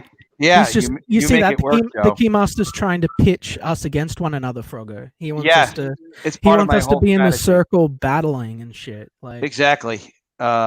With rubber, you know what? All right. Hey, that would be kind of funny for a live stream. What a good stretch goal. Yeah, you know what? I'm glad we got to play Xenotype for Kirk, and that's Kirk's honest response. If he wasn't impressed with it, he would have been like, "Oh, you know what, Liam, that's really good. I want to connect to you soon." Like he wouldn't have said he loved it if he didn't love it. And he's seen a lot of work, and I love that I loved it instead of being intimidated or being a pussy. He's like, I got to step up my game, and he got into the spirit of it. That's what Comicsgate is. Yeah, he loves that. We're all about pushing up. You know? Kirk's inks have gone on to Adam Hughes's pencils for books that we have published. Yeah, so Kirk is he is no lightweight. That's just on the artist side, and on the publishing side, he did quite well after he left my startup company. He did great on his own too. Yeah, you can tell he's a real man. You can tell he knows what he's doing. It's good. I love that he came on. Ranger wants a refresh. We're going to get a refresh on Xeno, and we're going to get a refresh on College of the Dead. But Xenotype is great. The only thing that intimidates me with Xenotype is your page count is so ambitious. But you know what? Look, a College of the Dead. I launched it first on Kickstarter a few years ago, and it didn't work out. And you learn every time out. So you got to make your goal. You will make your goal. If you don't make your first goal, God forbid, thanks, man, that's great. 26.95. We are so close to 3,000. Thank you so much for the support. It's huge, really huge. Really appreciate it. And again, guys, support is not just money. Support is retweets, sharing on Facebook, and honestly, even just positive thoughts. Those are appreciated too. But if you can do the retweet, especially your money. So and your money counts too. Don't worry about rent. Don't worry about mortgages. Don't worry about food. Don't worry about the coronavirus. Worry about backing College of the Dead, and whatever you have left, spend on Genotype, and spend it often. But the thing is you'll make your goal. But God forbid, you're not stopped by, okay, well, I just published this one campaign, learned this tremendous amount. We did a number, but the number isn't the number we're looking for. We don't stop. We don't stop. We put books out. We keep moving forward. Exactly. We're the future. You know how many people, how angry people are going to be, like how much energy people are going to have. If we make my goal and then but the number isn't where I was, and I came out later, I was like, guys, I was really looking for a different number.